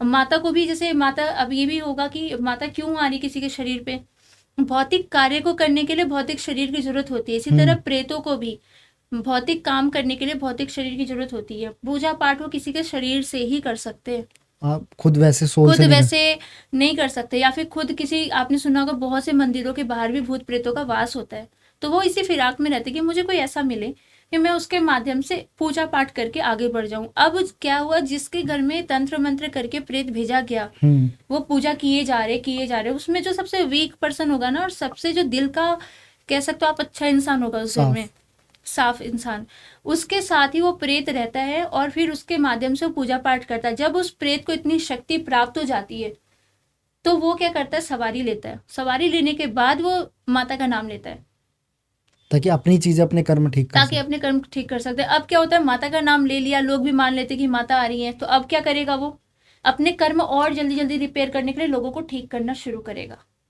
जाओ तुम्हारा ये हो गया, जाओ तुम्हारा वो हो गया। अब वो जीव क्यों निकालते हैं, अपनी आइडेंटिफिकेशंस देने के लिए कि हम माता हैं। मैं ये किसी को भी नहीं कहती कि किसी के ऊपर माता नहीं आती है, लेकिन जिनके ऊपर, मतलब जिनके बारे में ये बताना चाह रही हूँ, 10 लाख में 10 लोग गिने चुने हैं कुछ लोग जिनके ऊपर आती है, ये मैं कह सकती हूँ।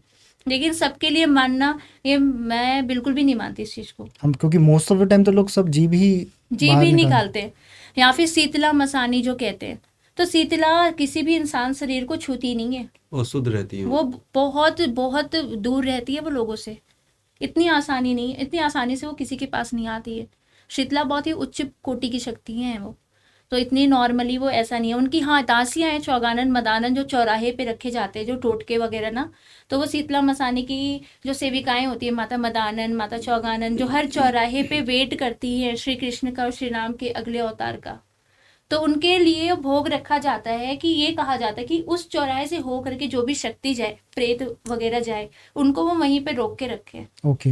ठीक है, इस वजह से वो चौराहे पे उतारे किए जाते हैं। तो क्या होता है, कुछ टाइम के लिए, 1-2 दिन के लिए वो ठीक हो जाता है, क्योंकि जो भी जिसके ऊपर भी प्रेत है उसको वहां पे ही भेजा जाता है कि जा वहां से भोग खा के आ। तो जितने दिन में वो भोग खत्म करेगा, 2 से 3 दिन 4 दिन, उतने दिन वो आदमी ठीक रहेगा। मैक्सिमम चौकियों पे यही काम होते हैं। इसलिए जो बताया भी जाता है कि चौराहे पे से मत निकलो, वो नींबू मिर्ची ये वहाँ से ही लग हाँ जाते हैं। हाँ, इसका कारण यही होता है चौगानन मदानन का। ओके। तो जो मैक्सिमम लोगों पे जो ये मतलब मैक्सिमम लोगों के मैं ये जरूर कहूंगी कि प्रेत आके खेलता है। आप चाहे इसके लिए मेरे ऊपर बहुत उंगलियां उठेंगी, एलिगेशंस भी लग सकते हैं, मुझे पता है, लेकिन जो फैक्ट है वो मैं सबको बताना चाह रही हूँ। इनको अगर जैसे जिनके पास सिद्धियां हैं फॉर श्योर वो पहचान सकते हैं, लेकिन हाँ, आम जीवन में एक आम इंसान थोड़ा सा कहीं किसी तरीके से इंडिकेट होकर समझ सकता है कि ये बिल्कुल बंदे पे कुछ नेगेटिव चीजें हैं ऐसे। बिल्कुल। अब मैंने जैसा बताया कि किसी के ऊपर अगर प्रेत है, अगर दिव्य शक्ति है तो वो बिल्कुल ठीक कर देगी उस इंसान को। ठीक है। अगर प्रेत है तो 4 से 5 दिन मैक्सिमम, छठे दिन फिर उस इंसान की हालत वैसी ही हो जाएगी जैसा वो पहले था। किसी के ऊपर प्रेत है ना, तो उसकी एक्टिविटी ये होती है, देखो, या तो वो पैर हिलाना शुरू कर देगा अपना, ओके।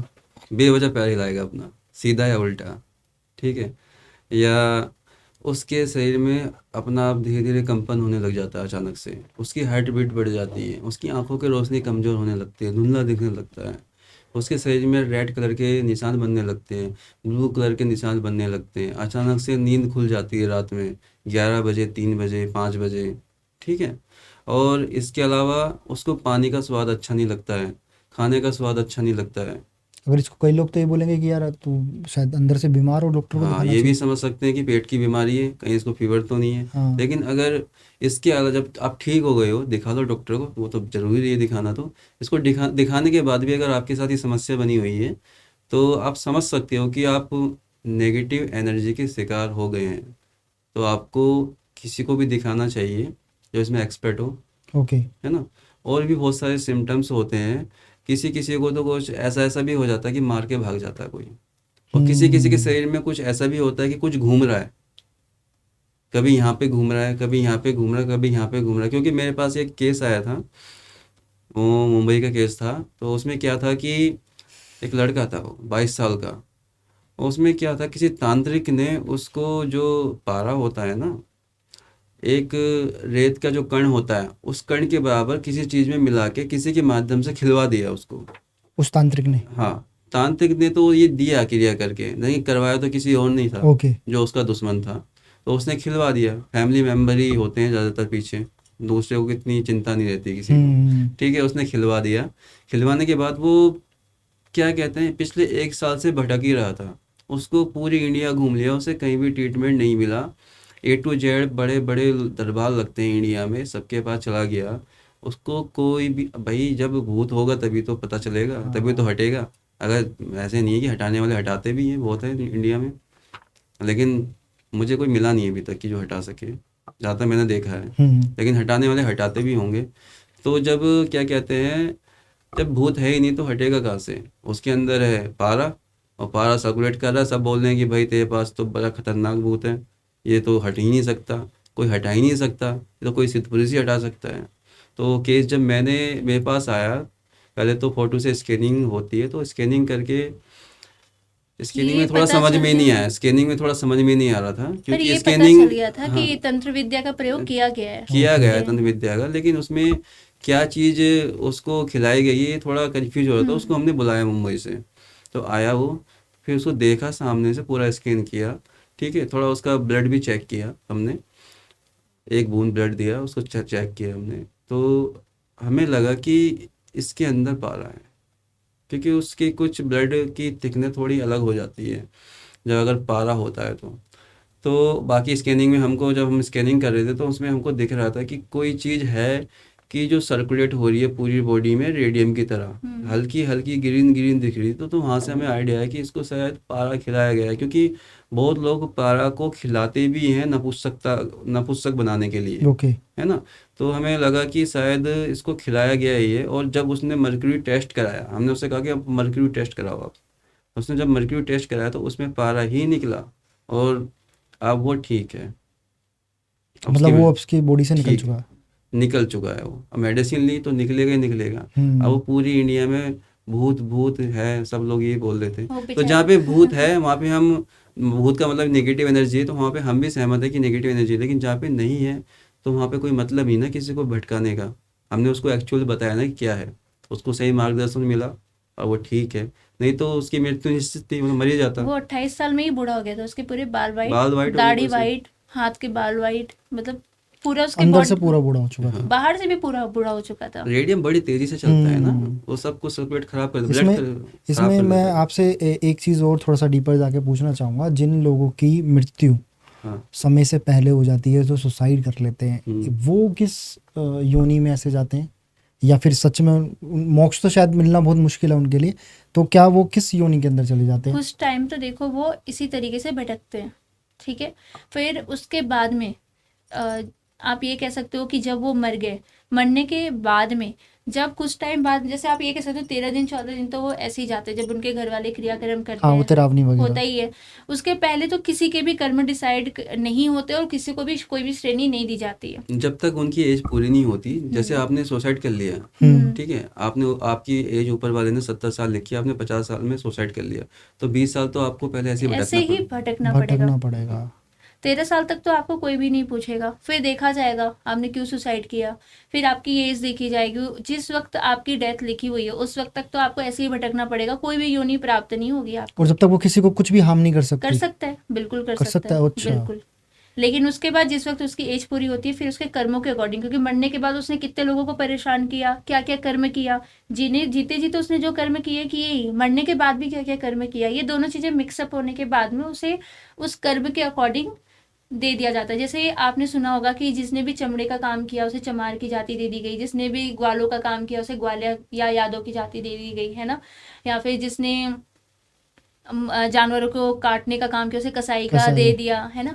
तो इसी तरीके से भूत प्रेतों को भी दिया जाता है, आप ये कह सकते हो। ओके। इसमें पितृ हमारे घर में बहुत, क्योंकि सबके घरों में पितरों को बहुत पूजा जाता है, क्या क्योंकि पितरों मर को गए, पूछ के क्या करोगे? हाँ सबके वही घर- समझना चाह रहा हूँ। सबके घर में पितर कैसे हो जाएंगे? मुक्ति तो मिल नहीं रही है, तो पितर कहाँ से बन क्योंकि जाएंगे? वो तो एक ऊंची कोटि की योनि हो गई ना। तो उनको मरने के मुक्ति बाद मुक्ति दे कैसे कि या तो उनको मैं मुक्ति दे, बताती या उनकी पितरों की पूजा की, क्या मैं सही बताती तरीका हूँ। है? जैसे अगर किसी की डेथ हुई तो जरूरी नहीं कि मरने के बाद उसे पितृ योनि ही मिल रही है, ये जरूरी बिल्कुल भी नहीं है।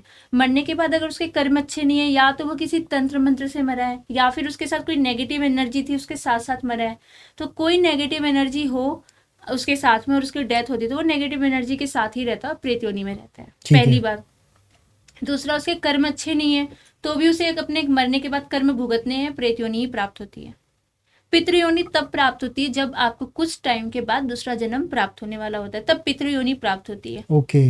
जब आपको कोई भी जन्म आगे मिलना ही नहीं है तो मोक्ष हो जाता है, ठीक है। उसके लिए कर्म बहुत अच्छे होने कर्म चाहिए। अच्छे होने चाहिए। और पितर की पूजा कराते रहते हैं, हाँ। लेकिन जब पितर है नहीं तो पूजा कराने का क्या अब मतलब है? एक केस आया था हमारे पास में, तो एक जेंट्स थे और मान लो उनका नाम रोहित था, यहाँ पे नाम मैं नहीं बोल सकती हूँ।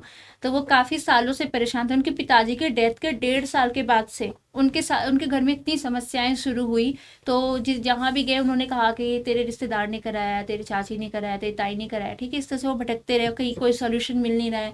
और वो कह रहे कि मुझे सपने में मतलब मेरे पापा दिखाई देते, तो सबने कहा वो तो हेल्प करने आते पर वो बेचारे हेल्प नहीं कर पा रहे क्योंकि तू तंत्र मंत्र से बंधा हुआ है।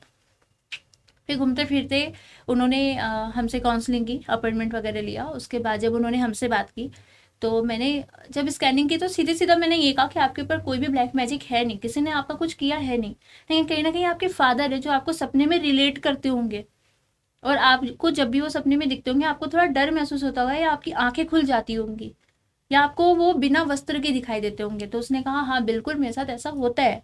या फिर वो जिसे जीते जी जो हरकतें करते थे मुझे मरने के बाद भी वही हरकतें सेम करते हुए दिखाई देते हैं। तो मैंने कहा कि जो भी चीज़ तुम्हारे साथ हो रही है वो तुम्हारे पिताजी की वजह से हो रही है। तो उसने ये कहा कि हमने तो हरिद्वार में जाकर के उनका पिंडदान किया था, गया में जाकर के भागवत कराया था और भंडारा कराया था और पिंडदान गया में भी किया हमने। तो हमने ये कहा कि मतलब मैं सबको ये कहती हूँ, जो भी केसेस आते हैं सबको ये समझाती हूँ कि भाई पिंडदान, श्राद्ध, तर्पण पितरों का होता है, प्रेतों का नहीं होता है। अगर आपके घर में किसी की डेथ हुई है, वो प्रेत योनि में है, तो पितरों के नाम से अगर आप कुछ भी करो तो वो पितरों को ही मिलेगा, इस प्रेत को नहीं मिलेगा। आम लोगों को पता कैसे चलेगा वो आम लोगों को, हाँ मैं वही चीज बता रही हूँ, अगर किसी के डेथ के बाद में कोई भी एनर्जी है, मान लो किसी के भी घर में किसी की भी डेथ होती है, अगर वो एनर्जी बार बार सपने में आकर रिलेट कर रही है, वो बार बार सपने में दिख रही है, महीने में 2 महीने में 2-3 बार दिख जा रही है, सेम उसी चीज को करते हुए जो अपने वो जीते जी लाइफ में करती थी। जैसे मान लो कोई ऑफिस जाता था रोज, तो वो सेम ऑफिस जाता हुआ दिखेगा, कोई बीमार था तो सेम वही चीजें दिखेंगी। तो ये सिम्टम्स होते हैं कि वो पितृ योनि में नहीं है, या मरने के बाद वो इंसान परेशान दिखाई दे या उसके मन में बेचैनी महसूस हो, तो वो इंसान प्रेत योनि में ही होता है। और मरने के बाद, अगर उसके मरने के बाद वो पितृ योनि में है तो वो आपकी हेल्प करेगा। अगर उसके मरने के बाद आपके घर में कोई प्रॉब्लम चल रही है तो सीधी सी बात है कि वो प्रेत योनि में है। अब इसके बाद एक क्रिया होती है जो हम कराते हैं, वो क्रिया कुछ इस तरह से होती है कि जो उनके घर में जो सोल होती है, जो प्रेत योनि में जो सोल है जिसके बारे हम देखते हैं, अगर उसके अलावा भी कोई और सोल है तो उसका भी काम एक में ही होता है। ठीक है। तो उसमें हम कुछ क्रिया उनसे कराते हैं, फिर उसके सोल को हम इनवाइट कर देते हैं कि आपको यहाँ पे आज आना है, क्योंकि हम जोर जबरदस्ती नहीं कर सकते, क्योंकि ये आपके घर की सोल है, वो आपके घर पे ही रहेगी। क्योंकि वो मरने के बाद एक तरीके से तो भूल जाती है, लेकिन जब उसकी एनर्जी जो उसके सामानों में रह जाती है तो वहां से वो रिलेट करके फिर अपना सब कुछ याद करती है। तो फिर हम उसे इनवाइट करते हैं। इनवाइट करने के बाद वो जब आते हैं हमारे पास में, तो उनके कर्मास को हील किया जाता है, जो उन्होंने गलत कर्म कर रखे थे जिसकी वजह से वो प्रेत योनि में थे। तो ये एक लंबा प्रोसेस होता है, हवन के माध्यम से ये चीजें होती है। क्योंकि हमारे शास्त्रों में या हमारे पास या पूरे इस पृथ्वी पे देख लो, आपके पास जो भी प्रॉब्लम है ना, उसका सॉल्यूशन यहीं पे है। अगर यहाँ पे आपको कोई भी प्रॉब्लम हो रही है तो ऐसी कोई भी प्रॉब्लम नहीं है जिसका सॉल्यूशन ना हो। सॉल्यूशन जरूर होता है, लेकिन जरूरत होती है टेक्निक की, दिमाग की, विद्या की, समय की, हर चीज की वैल्यू है यहाँ पे। तो इसी तरीके से उनके कर्मास को हील किया जाता है। जैसा कि मैंने आपको बताया कि मैं माता बगलामुखी की सेविका हूँ, साधिका हूँ, तो उनके ही माध्यम से, उनके ही जो हवन चलते तो उनके ही माध्यम से उनके कर्म को हील किया जाता है। जैसे अगर हम पूजा पाठ करते तो मैंने आपको शुरू में बताया कि अपने कर्म को बैलेंस कर रहे हैं हम पहले। अगर आज मैंने भी साधना उठाई है तो सुना होगा साधना करने के बाद बहुत प्रॉब्लम आती है। क्यों आती है? जो बुरे कर्म होते हैं वो कटना शुरू हो जाते हैं, तो जल्दी जल्दी कटते, जल्दी जल्दी, क्योंकि जो हमें 20 साल भोगना था वो हम 10 साल भोगने के बाद 10 साल के बाद हमारी नई जिंदगी शुरू हो जाती है। तो सेम ये चीज, उनके कर्मास को हील किया जाता है। फिर जो हम क्रिया उनसे कराते हैं ना, तो वो यहाँ से हील होने के बाद वो जाते हैं उनके पास में, ये बताने के लिए कि हम हील हो चुके हैं, अब हम पितृलोक में जा रहे हैं। अब जब वो पितृलोक में जाते हैं, फिर नेक्स्ट उसी साल या अगले साल जब भी श्राद्ध या तर्पण का समय आता है, हाँ। जब भी आप तर्पण करोगे उनके नाम से, उनको प्राप्त होगा और वो आपको अच्छे रूप में दर्शन देंगे, हेल्प करेंगे। कोई भी प्रॉब्लम होगी इंडिकेट भी करेंगे आपको, से ये चीज होती है। ये बहुत लोग इस चीज से परेशान होते हैं कि हमने तो पिंडदान किया, हमने गौदान किया, हमने नर बलि कराई और हमने गया में भागवत कराया, भंडारा किया, हरिद्वार में किया, तो उसके बाद भी हम क्यों परेशान हैं? क्योंकि वो प्रेत योनि में था। हाँ, इसलिए तो अगर पितृ योनि में जब कोई मरने के बाद पहुंचता है तो जब मोक्ष भी मिल जाता है उनको, क्या उसके बाद भी वो अपने परिवार का साथ देते हैं? कहीं ना कहीं उनकी एनर्जी, अगर कोई पितृ योनि में है, हाँ, तो आप ये मान के चलो कि उसको अगला जन्म किसी भी चीज का प्राप्त हो सकता है। जानवर इंसान किसी भी योनि में। ठीक है। अगर कोई पितृ योनि में है, इसका मतलब है कि उसे अगला जन्म कोई ना कोई लेना ही है, उसका मोक्ष नहीं हुआ है। मोक्ष अगर होता है तो वो परमात्मा में विलीन हो जाता है, ना तो वो अपने घर वालों को परेशान करता है, ना वो कुछ दिक्कतें करता है, कुछ भी नहीं। अब अगर बात रही कि कोई पितृ योनि से भी मुक्त हो जाए, अगर उसका कोई दूसरा जन्म हो जाए और आप यहाँ से तर्पण और श्राद्ध कर रहे हो, तो सोल तो वही होगी जो दूसरा शरीर प्राप्त करके जन्मी है, तो वहां पे भी उसको उसका फल मिलता है। ओके, जो हम जिंदगी भर अपने परिवार में करते हैं हर साल। अब देखो, अगर किसी को मोक्ष मिल जाता है ना, उसके क्या सिम्टम्स हैं, है ना?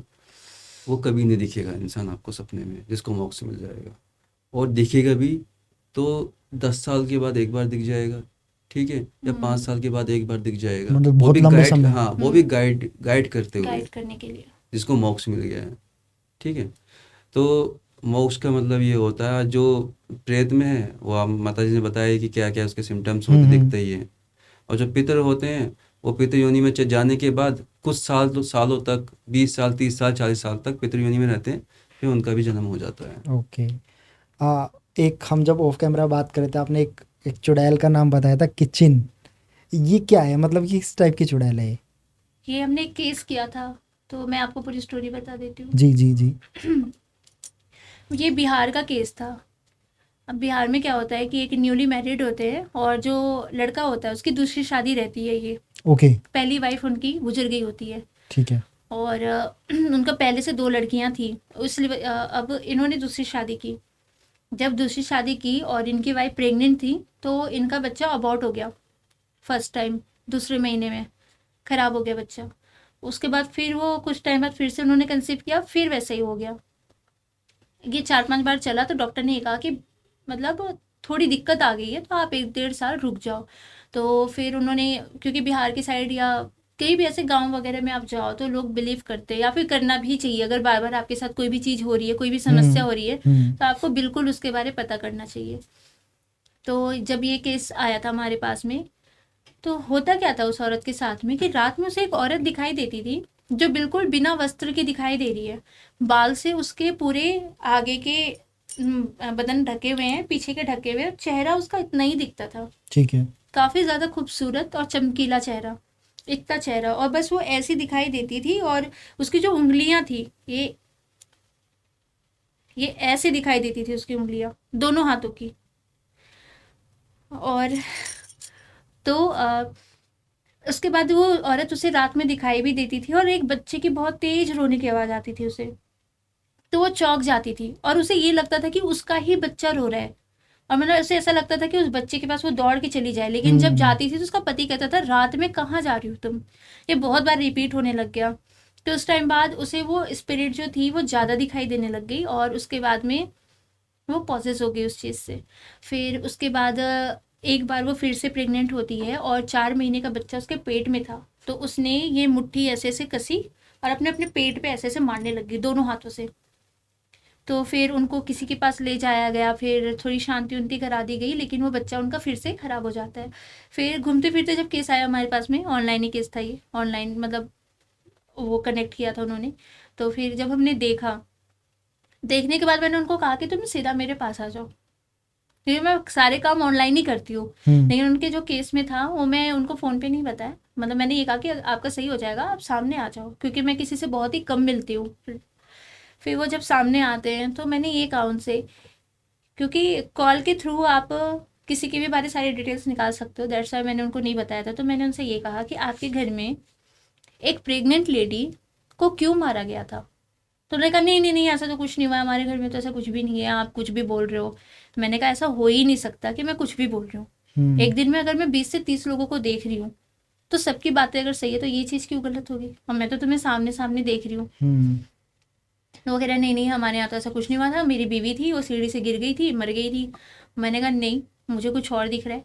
फिर मैंने उनको उनकी बीवी का हुलिया बताया, स्ट्रक्चर बताया, जो पहली वाली जो थी। पहली वाली थी। मैंने कहा ऐसा ऐसा था, तो कह रहा है हाँ हाँ ऐसा ही ऐसा था। मैंने कहा फ़ोटो दिखाओ, उसने फ़ोटो दिखाया। मैंने कहा तुम्हारी बीवी प्रेग्नेंट थी, तो कह रहा था हाँ।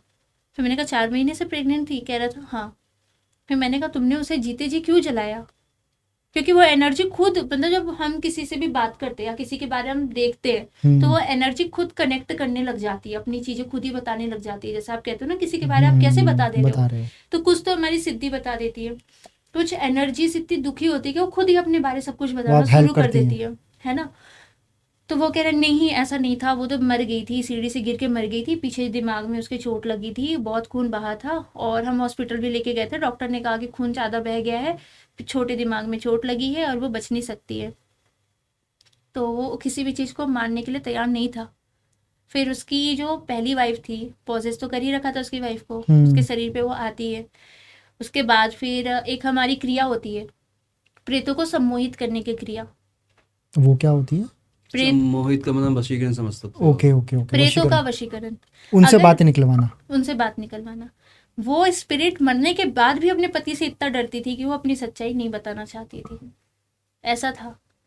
और वो जब आती है फिर बहुत रोती है, बहुत रोती है, मतलब वो 5-10 मिनट उसका रोना बंद ही नहीं होता है। फिर हमने भी उसे रोने दिया कि ठीक है, क्योंकि किसी को भी ज़रूरत होती है रिलैक्सेशन की। खूब रोती है। फिर हमने उससे पूछा गया तो वो कहती हाँ मुझे जिंदा जलाया गया था। वो खुद ही उसकी सेकंड वाइफ जिसको उसके बारे में कुछ नहीं पता है, वो सब कुछ बताना शुरू कर देती है कि हाँ मुझे जिंदा जलाया गया था, मैं सीढ़ी से गिर गई थी, 4 महीने का बच्चा था। फिर मैंने ये कहा कि तुम ये बताओ तुमने मारा क्यों अपनी बीवी को? तो कह रहा है मैंने नहीं मारा है। तो फिर मैंने जब स्कैनिंग की तो मैंने ये कहा था कि तुमने ये दिखवाया था कि उसको लड़की है पेट में, क्योंकि पहले से उसकी 2 लड़कियां थी, तीसरा जो बच्चा था उसके पेट में वो भी लड़की थी, उन्होंने टेस्ट कराया था। आज भी बहुत सारे हॉस्पिटल्स में हाँ टेस्ट होते हैं, जेंडर कुछ टेस्ट ज़्यादा करते अमाउंट हैं लेकर के होते हैं बिल्कुल। चेक कि मतलब पेट में लड़का है या लड़की है। और लड़की थी तो सीढ़ियों पे तेल गिराया गया था और वो उतर के आई। पहले तो उसे डंडे से बहुत मारा था कमरे में बंद करके, और उसके बाद जब वो सीढ़ी से आई और वो गिरी, गिरने के बाद लोगों को दिखाने के लिए कि वो सीढ़ी से गिर गई है, और उनकी सीढ़ियाँ बिल्कुल ऐसे स्ट्रेट, पहले के ज़माने में बिल्कुल स्ट्रेट खड़ी सीढ़ियाँ बनाई जाती थी, बिल्कुल वही सीढ़ियाँ थी लंबी लंबी। वो बेचारी वहाँ से गिरती है, गिरने के बाद वो उतनी ऊपर से अगर कोई गिर रहा है और प्रेगनेंसी भी थी, उसकी वहीं पे स्पॉट डेथ हो जाती है। और लोगों, वो जब मर गई तो उसका पति कह रहा है ले आओ थोड़ा मुझे पानी वानी पिला दो, थोड़ी मिठाई उठाई खिला दो। ये प्रेत, ये वो प्रेत आके कह रही है कि मेरे मरने के बाद उसने ये बात क्यों बोली थी। और उसका रोना उस जगह पे भी बंद नहीं हुआ था। तो उसका ये कहना था कि अगर इसने मेरे बच्चे को मारा है तो मैं अपना बच्चा नहीं मरने दूंगी। जो किचन की आप बात कर रहे हो, ये वही चुड़ैल है जो अपने पेट में बच्चे को लेके मरती है। वो किचन होती है, ये किसी को भी परेशान कर सकती है और ये बहुत पावरफुल होती है। ये इसका ज्यादातर परेशान अपने ही फैमिली के लोगों को पहले, या हाँ पहले अपनी फैमिली को करेगी, जिन्होंने इनके जहाँ साथ गलत किया। हाँ अपनी फैमिली के साथ साथ ये आसपास वालों को भी परेशान कर सकते हैं अगर इसे कोई जगह दे दी जाए। क्योंकि मैक्सिमम लोग क्या होता है कि किसी के भी शरीर से किसी भी एनर्जी को हटाते तो नहीं है, तो उसे एक जगह दे देते हैं। जैसे मैक्सिमम नदी के किनारे या किसी पुल पे या किसी पेड़ के पास में उसे एनर्जीज को जगह दे देते हैं। बहुत सारे तांत्रिक इसको सिद्ध भी कर लेते हैं और ओके। वो जो प्रेग्नेंट लेडीज होती है उन पे चढ़ा देते हैं उनका गर्भ गिराने के लिए। गर्भ गिराने के लिए ये बच्चा भी साथ में ही चलता है। तो ये पावरफुल क्यों होती है? क्योंकि इसमें 2-2 सोल होती है। जो बच्चा पेट में था, क्योंकि 2 महीने के बाद में बच्चे की आत्मा आ जाती है जब गर्भ में कोई भी बच्चा होता है तो, क्योंकि उसके बाद तीसरे महीने से धड़कन आ जाती है, दूसरे तीसरे में 2.5 महीने से ही धड़कन स्टार्ट हो जाती है। तो धड़कन आने से पहले ही वो आत्मा उसमें आ चुकी है। तो 2-2 सोल हैं। और जो बच्चे की आत्मा होती है ना बहुत पावरफुल होती है, उस पर कोई भी देवी देवता रोक नहीं लगाते। आपने कच्चा कलवा सुना होगा, हाँ कच्चे कलवे को कोई भी नहीं हटा पाता। क्यों? क्योंकि वो बच्चा है, बच्चे की हर गलती माफ होती है। तो कोई भी देवी देवता जल्दी से हाथ नहीं लगाते वो और ज्यादा स्ट्रोंग हो जाते हैं। और ज्यादा स्ट्रांग हो जाता है। अब ये 2-2 सोल हैं एक साथ परेशान करे, मैं वहां पे उस सोल को भी समझाना बहुत ही मुश्किल था क्योंकि उसके साथ सच में बहुत ही गलत हुआ था। और वो जिंदा थी, उसकी धड़कनें बहुत ही धीमे धीमे चल रही थी, पर उसे जला दिया गया था जिंदा ही। कि मर गई है, इसको मर जलाओ। गई है, जला दो। और उन्होंने बिल्कुल भी टाइम नहीं लिया, ना तो किसी रिश्तेदार को फोन करने के बुलाया, ना तो उसके मायके वालों के लिए इंतजार किया। 1 से 1.5 घंटे के अंदर उन्होंने क्रियाक्रम का सारा इंतजाम भी कर लिया और उसे जला भी दिया। इतनी जल्दी लगी थी उन्हें। और उसका अंतिम संस्कार भी उन्होंने इतने अच्छे से किया कि वो फिर परेशान भी ना करे। तो ये भी वही वाला केस है कि अच्छे से पिंडदान वगैरह किया, लेकिन पिंडदान प्रेतों उसको का तो लगा हो नहीं ही था। नहीं सकता। तो ये किचन होती है और किचन की ये पहचान होती है। क्योंकि जो भी किचन होती है, हम जैसे आप कह रहे हो एनर्जीज को आप कैसे पहचानते हो, तो हर एनर्जी की अलग अलग पहचान होती है। और मैंने खुद भी बहुत सारी एनर्जीज देखी है। तो किचन की ये पहचान होती है। जैसे उसके पीछे जो वो एनर्जी मुझे खड़ी दिखाई दी, तो उसके पेट में बच्चा था, बिना वस्त्र की थी, वो बाल से उसके पूरे शरीर ढके हुए थे और हाथ उसके, उंगलियां उसकी इस तरीके से थी अटैच्ड। तो ये किचन की पहचान होती है। ठीक है। इस तरीके से। अब खबीस है, खबीस जो होता है, खबीस की भी 2 एंटिटी खबीस में भी 2 चीजें होती हैं। तो एक जो खबीस होता है उसके पूरे शरीर पे ना पट्टी लगी रहती है और उसके सींग भी होते हैं बड़े बड़े, जैसा मैंने आपको कुछ देर पहले फोटो में भी दिखाया था जो हमने केसेस किए थे। आपने दिखाया। हाँ, तो इस तरीके से होती है। एक खबीस होता है जिसकी पूंछ होती है, सींग होता है, आंखें बिल्कुल लाल होती है और हाथों में वो कड़े पहनता है, मोटे चौड़े चौड़े कड़े, और वो हवा में उड़ता है। अगर वो काफी बड़ा होता है, मतलब 14-15 फुट का आप समझ सकते हो। जैसे एक इंसान, एक लड़का है 6 फीट का, तो वो 16-17 फीट का हो सकता है, वो इतना बड़ा होता है। तो इस तरह से एनर्जीज हर कैटेगरीज की पहचान है। और जो पहचान हमारे पास, अगर कोई नया केस आता था पहले, क्योंकि अब तो काफी साल हो गए इस क्षेत्र में, तो मैक्सिमम चीज़ें हमने केसेस करते करते करते करते खुद ही पहचानना शुरू कर दिए। कुछ केस अगर पेचीदा आते तो हमारे गुरुजी हैं वो ज़रूर हेल्प करते हैं तो हमारी। ये कहीं ना कहीं ये वाली जो एनर्जीज होती हैं जब आप ये सब चीज़ें देखते हो, ये आपको भी हार्म करने की कोशिश नहीं, करती हैं? हार्म नहीं करती है। उन्हें पता होता है कि आप उनसे डायरेक्ट कनेक्ट कर सकते हो। हाँ, ये हो सकता है कि अगर किसी चीज़ को भेजा गया है आपको परेशान करने के लिए, मैं हटाना चाह रही हूँ उसे, तो वो मुझे ज़रूर हार्म करेगी। और उस इंसान का जो मुझसे बात कर रहा है, बहुत सारे लोगों को प्रॉब्लम होती है, लोग अपॉइंटमेंट तो ले लेते हैं लेकिन कॉल करने के टाइम में उनके साथ क्या होता है, उनके हाथ कांपने लग जाते हैं, या फिर उनके घर में कुछ हो जाता है, या फिर कुछ ना कुछ किसी ना किसी इमरजेंसी बहाने वर्क से। आ जाता है। हाँ, तो वो कनेक्ट भी नहीं हो पाते, जिनके साथ बहुत पावरफुल एनर्जीज होती है। ये भूत और जो लोग होते हैं मैम, ये मतलब ये इंसानी शरीर से ही आके क्यों भोग लेते हैं, या किस टाइप का भोग लेते हैं ये? क्योंकि इस बारे में मैंने बहुत सुना है कि ये देखो, भूत प्रेत भोग लेते हैं। कुछ नीड होती है, जैसे कुछ शरीर की नीड होती है, कुछ होती है कि किसी को अपने कर्मास हील करने होते हैं, कुछ होते अय्याशी जिनको जीते जी पसंद था, मरने के बाद उनको कुछ नहीं मिल रहा है, और अय्याशी करना चाह रहे हैं। तो आपने सुना होगा कि कोई लड़का है, कोई गाली गलौज नहीं करता था, अचानक से गाली गलौज करना शुरू कर दिया। कोई दारू नहीं पीता था, मरने के बाद दारू पीना शुरू कर देता है, नशे करना शुरू कर देता है। एंटिटीज की पहचान होती है, और हमने ऐसे बहुत से केसेस किए कि लोग दारू के पीछे पागल हो जाते थे। सुबह उठा तो दारू, शाम उठे तो दारू। अगर किसी एनर्जी का असर है तो क्रिया करते साथ वो उसी चीज को उसी वक्त से छोड़ देता है, बिना किसी दवाई से। भाई उसे मोक्ष तो प्राप्त होने वाला है नहीं, तो हम्म। खाली समय में बैठ के क्या करेगा? लोगों को अपनी इच्छाएं परेशानी, पूरी अपनी करेगा वो। इच्छाएं पूरी तो करेगा। तो ओके। कोई ना कोई चाहिए। शरीर सबसे अच्छा है। शरीर जो है ना, इससे हम बहुत सारी चीज प्राप्त कर सकते हैं। इंसानी शरीर। इंसानी शरीर। तो इसमें सर ये मतलब किसी की भी शरीर को यूज़ करने की कोशिश करते हैं, या उसमें भी ढूंढते हैं कि मुझे इस कैटेगरी के लोगों को बिल्कुल हार्म करना है? क्योंकि हर किसी में शायद इनके लिए आना पॉसिबिलिटी है, नहीं, किसी शरीर में नहीं। हर किसी को नहीं टच कर सकते। ये जैसे किसी का ऑरा मंडल, किसी के नक्षत्र, किसी का खून अगर हल्का है, आपने सुना होगा बहुत लोगों का खून पतला है। हाँ, सारी कहानी खून की है। कि हाँ, खून कितना स्ट्रोंग है या नहीं है। खून कितना पतला है, जितना पतला उतना आप कमज़ोर हो। उतने कमजोर हो। खून का ही सारा खेल है। खून से ही सब बीमारी है, खून से ही सब भूत प्रेत हैं, क्योंकि खून में मैग्नेटिक फील्ड ज़्यादा होता है। हम्म। चुंबकीय जहाँ पे होगा वहाँ पे चिपकेगा। अगर खून पतला होगा उतने मैग्नेटिक फील्ड ज़्यादा होगा आपका। ठीक है, वहीं चिपकने लग जाएंगी नेगेटिव एनर्जी। ठीक है, अब उसका रूप कोई सा भी हो सकता है, जैसे आपका माइंड कैप्चर करे वैसे ही वो बन जाएगा। अभी तक की सर एक अगर मैं केस स्टडी में बात करूं, जैसे आपने एक तो ये बताई कि चीन वाली, ऐसी उसके अलावा कोई अब तक की जो अपने सबसे स्ट्रॉन्गेस्ट आपके साथ आपने देखा होगा कि सबसे स्ट्रॉन्गेस्ट केस हो जिसको आपको हैंडल करते हुए लगा हो कि यार बहुत ज़्यादा स्ट्रॉन्ग केस था, जिसको टाइम भी लगा और बहुत ही ज़्यादा हमें टाइम लगता ही नहीं है। नहीं मतलब फिर भी एटलीस्ट कम से कम स्ट्रॉन्ग, आप कोई भी ऐसा केस बताना चाहो ताकि लोगों को पता लगे? जैसे आपने एक ये तो बताइए किचन वाला, इसके अलावा कोई ऐसा स्ट्रॉन्ग केस जो आपने हैंडल किया हो या देखा हो? ज़्यादा स्ट्रॉन्ग केसेस होते हैं तो वो मैं गुरुजी को रेफर कर देती हूँ। तो आप बताइए सर प्लीज़। ज़्यादा जो टिपिकल केस होते हैं ना, वो जिन्नातों के होते हैं और ब्रह्म राक्षसों के हैं। ये एंटिटी हाई लेवल की होती है। ये समझ लो कि अगर हम किसी को ठीक कर रहे हैं, ठीक करने में तो ज़्यादा समय नहीं लगता है, लेकिन झटका मार देती है हमको भी। इतनी ओके। खतरनाक होती है। अब जो क्या कहते हैं, उसकी एनर्जी समझ लो कि एक आग की तरह होती है। जब उसको ठीक करते हैं तो हमको हीट करती है वो। मतलब जैसे आग हीट करती है ना, वैसे ही हमको भी हीट करती है। तो हमारे शरीर का टेम्परेचर बढ़ाती है वो, हमको बेचैनी देने लगती है। इतनी खतरनाक होती है। वीकनेस भी आ जाती है। वीकनेस आ जाती है। ये समझ लो कि वो उस राक्षस को हमने खा लिया ओके। अपने शरीर में।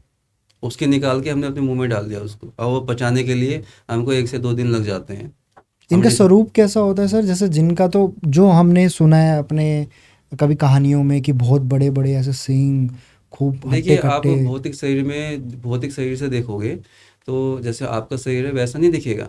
एनर्जी है, एनर्जी का शेप होता है बना हुआ, बस एनर्जी का शेप होता है। मतलब इनका कोई साइज ऐसा नहीं है ये कि साइज ऊपर अप डाउन करते हैं, अपनी ब्रह्म मर्जी? राक्षस भी और जिन्नात भी। और जिन जो है ये मुस्लिम में चला गया, लेकिन ये पैदा हाँ। तो शुरू में ही हुए हैं। जब पहले कोई धर्म नहीं था तब जिन भी पैदा हुए थे, और ब्रह्म राक्षस भी थे। भगवान ने तो पैदा किया है इन सबको, है ना। धर्म तो बाद में बना है, लेकिन जिन्नातों को मुस्लिम में मानने लग गए, हाँ, ब्रह्म उस राक्षसों को तरफ हिंदू ज़्यादा में। हूँ, हाँ हाँ, हाँ जिनका नाम मोस्ट ऑफ हाँ। द टाइम उधर तो से। लेकिन एंटिटी का कोई धर्म जाति नहीं होती है। लेकिन जो जिन्नात होते हैं इनको हटाने में बस टिपिकल होता है, और ब्रह्म राक्षस के केस में थोड़ा टिपिकल ज़्यादा हो जाता है। उसमें थोड़ा समय लग जाता है, उसका थोड़ा विधान अलग होता है। जैसे एनर्जी को तो हम खींच लेते हैं, लेकिन उसका कुछ अलग से क्रियाएं भी होती हैं, उसमें कुछ जैसे अलग एक से एक्शन लेना हाँ, पड़ता है। जैसे किस इंसान है जीते जी, उसने मान लो हिंदू धर्म अपना रखा है, उसे शौक है माला पहनने का, टीका लगाने का, मरने के बाद भी देखो हर चीज इंसान छोड़ देता है, लेकिन जो शौक होते हैं उसके, कि शौक की वजह से ही तो किसी के पीछे लगते हैं। तो जीते जी अगर उन्होंने मुस्लिम धर्म अपना रखा है, मरने के बाद भी एक आप ये समझ लो कि एक उनकी आदत नहीं छूटती, मतलब एक जिस चीज की उनको, आप ये कह सकते हो कि उनको नीड होती है या फिर उनको आदत होती है उस चीज की, जैसे उन्होंने जीते जी जो भी देखा है, जो भी किया है, मरने के बाद भी उसी चीज को देखते हैं। तो आप ये कह सकते हो कि मरने के बाद वो उसी फॉर्म में रहते जिस फॉर्म में वो जिंदा थे। तो अगर वो हिंदू फॉर्म अपनाते थे, हिंदुओं की तरह रहते थे, तो मरने के बाद वो हिंदुओं की तरह ही रहेंगे। मरने से पहले वो मुस्लिमों की तरह थे, तो मरने सेम के बाद वही चीज वो मुस्लिम। फॉलो करते हैं उस चीज को, आप ओके, ये कह सकते हो। आप इसमें कितना बिलीव करते हो? फॉर श्योर करते ही होंगे। हमारी जैसे दुनिया, इनकी भी अपनी दुनिया है हमारे बिल्कुल सराउंडिंग। होती देखो, है। बिलीव तो मैं दो चीज़ों पे करता हूँ, एक पॉजिटिव एनर्जी, एक नेगेटिव एनर्जी। नहीं, पॉजिटिव एनर्जी का भी शेप कम हो सकता है और ज़्यादा भी हो सकती है, ऐसी नेगेटिव एनर्जी भी लो हो सकती है, हाई हो सकती है। और जो एंटिटी जो होती है ना, ये इंसान को दिखाई देती है, उनका स्ट्रक्चर। तो कुछ ग्रंथों में बताया गया है कि अगर इस तरह की एंटिटी है तो ये होगा, लेकिन बहुत सारी एंटिटी ग्रंथों में नहीं है, गुरु के द्वारा ही बताई गई हैं, जो गुरु परंपरा से चलते हुए आ रही हैं। क्योंकि ये जो हमारा तंत्र है, ये साइंस है, साइंस से भी परे का साइंस है ना। तो इसमें बहुत सारी चीज़ें हैं जो किताबों में नहीं लिखी हुई हैं और गुरुओं के पास हैं। उनके पास बहुत सारी एंटिटी हैं, हम तो सिर्फ इन्हीं एंटिटियों के बारे में जानते हैं। मैंने कहा 4 लाख बताई थी ना, 4 लाख 4 लाख। 4 लाख में यहाँ गिनाने बैठ जाऊंगा, मुझे भी पूरी तरह से याद नहीं होंगी, याद है ही नहीं, ठीक है। कुछ ही है उसमें से मुझे भी याद, तो कम पड़ जाएंगी। तो एंटिटी बहुत हैं और उनको हटाने की ट्रिक भी सबकी अलग अलग होती है। आप ब्रह्म राक्षस की ट्रिक से भूत नहीं हटा सकते हो, या ब्रह्म राक्षस की ट्रिक से जिन्नात नहीं हटा सकते, या जिन्नात ट्रिक से ब्रह्म राक्षस नहीं हटा सकते हो। सबकी ट्रिक अलग होती है, सब पे एक्शन अलग लेना होता है, सबकी क्रिया अलग करनी पड़ती है, स्कैनिंग करके देखना पड़ता है कहीं ये साइकोलॉजिकल डिस्टर्ब तो नहीं है, मानसिक रोगी तो नहीं है, या साइकिक का पेशेंट है। तो सब कुछ देखना पड़ता है, तब जाके आप उसका ट्रीटमेंट कर पाओगे। अगर बात हाँ, बात रही शेप बदलने की, तो जो ये ब्रह्म राक्षस और जिन्नात जो हैं फिलहाल ओके, एक ही है एनर्जी। जैसे अब इस चीज को अगर मैं बताऊंगी तो फिर बहुत लंबी चीजें चली जाएंगी, और जो ऑडियंस थोड़ा देख सा रहे हैं अगर शायद। जो भी आप बताना देखो चाहते हैं। जीते जी इंसान धर्म को फॉलो करता है, मरने के बाद सारी चीजें एक है, शक्ति के अकॉर्डिंग फैक्टर दे दिया, मतलब कैटेगरी दे दी कैटेगरी दे जाती दी। है। तो सबसे ऊंची कोटि जो आपको बताया गया, बादशाह और अय्यर, उसके बाद आता है सुल्तान जिन, है ना, फिर सुल्तान जो ये आप समझ लो ब्रह्म राक्षस ही समझ लो, उसके नीचे आते हैं ये जिन जिन्नात खबीज वगैरह, ब्रह्म राक्षस वगैरह। ये इतनी पावरफुल एनर्जीज होती है कि अगर आप सामने बैठो ना मेरे, आप चले गए, उससे मुझसे बात करनी है, आपके रूप में आकर के भी वो मुझसे बात कर सकता है, और बहुत लोगों के साथ ऐसा होता है। रूप बदलने की कला होती है। रूप बदलने की ओके, कला होती है। जिनके पास भी होती है ये कला, और ब्रह्म राक्षस के पास भी होती है। और लेडीज का रूप भी बदल सकता है और हाँ, जेंट्स का भी बदल जेंट्स सकता का है। भी आपको आवाज भी देके चला जाएगा। और आप एक छलावा भी बता रहे थे, ये भी तो रूप बदल सकते हैं क्या? छलावा भी रूप बदल सकता है, सब कुछ कर सकता है छलावा ये। का क्या काम है ना, कि जैसे अगर छलावा आपके पीछे लग गया, जैसे ज़्यादातर छलावा ना बकरे के पीछे, बकरे के रूप में लगते हैं, अच्छा, ठीक है। बकरा ही ज़्यादातर छलावा में आपको मिलेगा। छलावा आपके पीछे लग गया दोपहर में ज़्यादा लगते हैं, या किसी शमशान के पास से गुजर रहे हो आप, या कोई ऐसी जगह है जो हॉन्टेड है, वहाँ से गुजर रहे हो, कोई बकरा का बच्चा आपके पीछे लग गया है, आप देख रहे हो पीछे, अरे यार कि मेरे पीछे पीछे क्यों आ रहा है। आप फिर देखोगे उसके पैर आपको बड़े दिखने लग जाएंगे, पैर छोटे छोटे होते हैं, उसके पैर बढ़ने लग जाएंगे ऊपर को, उसकी हाइट उतनी रहेगी, मतलब बकरा छोटा सा ही रहेगा, लेकिन पैर उसके बढ़ते पैर हैं। बढ़ने लग जाएंगे। फिर देखोगे अरे इसके पैर बहुत बढ़ गए, आप तेज़ी से भागोगे, वो भी आपके पीछे तेज़ी से भागेगा। अगर आपने उसको उठा लिया तो आपका तो फिर गड़बड़ है सब कुछ। अगर वहाँ से भाग गए उसके पीछे छुड़ा के, तो समझ लो कि बच जाओगे आप, क्योंकि वो झपट्टा मारता है, वो उसका कुछ नियम होता है, 5-6 मिनट के बाद वो झपट्टा मार देगा आपके ऊपर। अगर उसे झपट्टा मार दिया, जैसे ही झपट्टा मारेगा वो हो जाएगा गायब, और आप हो जाओगे बेहोश। ये रियल में होता है, ये राजस्थान के साइड बहुत होता है। और अब जैसे सर, मैं पॉडकास्ट को कंप्लीट करने से पहले बस आपसे जानना चाहूँगा, बहुत लोग इन सब चीज़ों में बिलीवर हैं, कुछ नहीं भी है, चलो उनको छोड़ देते हैं। जो मानते हैं जो, या जो लोग ये सब चीज़ें फेस करते हैं या कर रहे हैं, कुछ ऐसा आप बताना चाहोगे कि उनको ये सब चीज़ें कम हार्म करे, या फिर जो लोग मानते हैं वो इन सब चीज़ से बच करे? कुछ भी चीज़ ऐसी कोई ट्रिक या कोई चीज़ सोल्यूशन मैं है? तो सिर्फ यही कहना चाहूँगा कि साफ सुथरे रहें, ठीक है, रोज़ नहाएं, भगवान की शरण में रहें और हनुमान चालीसा का पाठ करें जब तक उनको कोई समाधान करने वाला नहीं मिल रहा है। हनुमान जी ही एक रक्षक हैं जो उनकी रक्षा कर सकते हैं, और हनुमान जी की सेवा हर कोई कर सकता है। भैरव काली की सेवा हर कोई नहीं कर सकता क्योंकि वो तामसिक हैं। क्योंकि भैरव और काली की सेवा करने से थोड़ा हमारी जो एनर्जी लेवल है ना, वो थोड़ा अलग तरीके का हो जाता है, चिड़चिड़ा हो जाता है। जो हनुमान जी वो शांत है एकदम, राम जी की क्या कहते हैं, वो साधना में विलीन रहते हैं। तो उनकी साधना में रहोगे आप तो आपको मार्ग भी मिलेगा और मन भी शांत रहेगा, है ना। अगर आपके पीछे कोई नेगेटिव एनर्जी है तो भगवान उसका मार्ग बताते हैं, क्योंकि एक एनर्जी को हटाने के लिए भौतिक शरीर की जरूरत पड़ती ही पड़ती है। जी। बिना भौतिक शरीर के वो एनर्जी नहीं हट सकती, क्योंकि जिसने उसको भेजा है वो भी भौतिक शरीर के माध्यम से ही भेजा है। एक तांत्रिक है, उसके पास भौतिक शरीर है, उसने भेजा है, तो उसी के वैसे ही उसको हटाया जाएगा, फिर उसी तरीके उसी से। तरीके जिस से हटाया क्रिया जाएगा। से भेजी जाती है चीजें, उसी क्रिया से हटाई भी जाती है। और अगर किसी को लगता है कि उनके पीछे कोई पिशाच है, या फिर बहुत सी ऐसी औरतें या बहुत से ऐसे जेंट्स होंगे जिनको सपने में गलत चीजें दिखाई देती होंगी, ठीक है, मतलब एबनॉर्मल चीजें, सेक्सुअली वो परेशान होते होंगे, या फिर उन्हें ऐसा लगता है कि उनके पीछे कोई जिन जिन्नात वाली एंटिटी, कोई चुड़ैले हैं और कुछ उनके साथ गलत होता है सपने में, तो वो अपना बेड और अपना टॉयलेट बाथरूम हमेशा साफ रखे। और वो ये ध्यान रखे कि किचन में उनके जो भी जूठे बर्तन है, अगर किसी के यहाँ मेड है, सुबह आके वो बर्तन धो रही है, तो जो भी जूठे बर्तन है उसे एक बार वो पानी से वॉश करके रखे। जहाँ जहाँ गंदगी होगी वहाँ वहाँ ये खबीस वाली या जिन जिन्नात वाली एंटिटीज छुपती हैं, ये गंदगी में ही रहती हैं। तो मोस्ट मतलब इन तीनों चीज़ों को ऑलमोस्ट क्लीन करके ऑलमोस्ट क्लीन करें, अपना बेड भी क्लीन करें, और फिर उसके बाद जो गुरुजी ने बताया सेम वो चीज़ फॉलो करें। और अगर जैसे कोई बहुत सालों से परेशान है, उसकी उम्मीद खो चुकी है, तो फिर मैं यही कह सकती हूँ कि किसी भी सही इंसान को ढूंढ के वो अपना इलाज करा सकता है। जी। और अपने बिस्तर पे कभी खाना नहीं खाना है, हाँ, ये बेड पे। हाँ, उन लोगों के लिए, सबके लिए? सभी सबके के लिए। लिए ना, बेड पे खाना नहीं खाना चाहिए, क्योंकि इसके पीछे एक साइंस भी है और एक तथ्य भी है हमारे आप थोड़ा सा बताएंगे इसके सनातन बारे धर्म में। झूठा हो जाता है ना बिस्तर, कि उसमें खाओगे तो झूठा हो जाता है वो। जो झूठा हो जाएगा वो गंदा हो गया तो नेगेटिव एनर्जी आ जाएगी, है ना। तो चलो ज़मीन पे बैठ के या टेबल पे? जमीन पे बैठ के खाओ या टेबल पे खाओ, है ना। ओके। और ये सबसे बढ़िया है। बाकी अपना साफ सुथरा रहोगे और भगवान की शरण में रहोगे तो कुछ नहीं होगा, है ना। क्योंकि शैतान और परमात्मा एक ही ईश्वर की संतान है, दोनों ने परम परमेश्वर की संतान है, परमात्मा भी और शैतान भी। परमात्मा से भी ऊपर एक बहुत बड़ी शक्ति है जो ब्रह्मांड चला रही है, भगवान से भी ऊपर, जो परम ब्रह्मा बोलते हैं जिसको, ये उन्हीं के अंश है। ये उन्हीं के अंश है। एक बाप की दो औलाद। जैसे शिव और शक्ति को पर ब्रह्म कहते हैं, तो उन्होंने जब इंसानों को बनाया था, और या फिर आप ये कह सकते हो कि एनर्जीज को बनाई थी, जैसे यक्ष गंधर्व वाली एनर्जीज जो थी, उसी तरीके से इन्होंने एक शैतान को भी बनाया था। मतलब एक शक्ति है, उसको दो भाग में बराबर उन्होंने बांटा था, काली शक्ति और अच्छी शक्ति। तो ये पूरी ये जो नियति है, पूरा ये जो दुनिया, वो बैलेंस पे चलता है। सब कुछ तो अच्छा भी नहीं हो बराबर, सकता, सब कुछ बुरा भी नहीं हो सकता। बुरा भी नहीं हो सकता। सब कुछ अच्छा रहेगा तो आपको बुरे का एहसास नहीं होगा, सब कुछ बुरा रहेगा तो अच्छे का एहसास नहीं होगा। आप जन्म से लेके मृत्यु तक सुख में ही रहे हो तो कभी भी आप दुख को या दूसरे के दुख को आप नहीं समझ सकते हो। और ये चीज़ आपको समझना बहुत जरूरी है जीवन में, नहीं तो आपका जीवन बेकार है ना।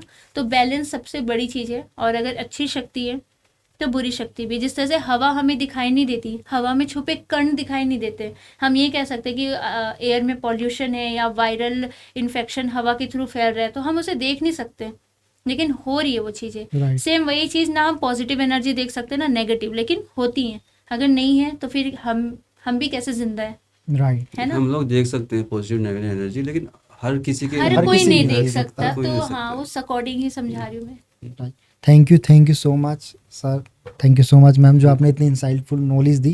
क्योंकि ये हमारा पॉडकास्ट में सिर्फ भूत प्रेत या तंत्र विद्याओं को लेकर नहीं था, इट्स ऑल अबाउट नॉलेज, जो लोग समझ पाए कि ये काम कैसे करती है, हर एक कैटेगरीज के क्या अपने रोल्स हैं। सबसे अच्छा मुझे जो लगा पर्सनल लेवल पे, जो हम लोगों ने बात करी बगलामुखी माता के बारे में। और मैं चाहूँगा कि ना अगली बार हम इस टॉपिक को बहुत ज़्यादा डिस्क्राइब में करें, ताकि ना लोगों को ज़्यादा से ज़्यादा नॉलेज मिल पाए बगलामुखी माता के बारे में। Thank you so much for coming and sharing your insightful stories. Thank you. Thank thank you. You. मिलते हैं आपसे अगले पॉडकास्ट में।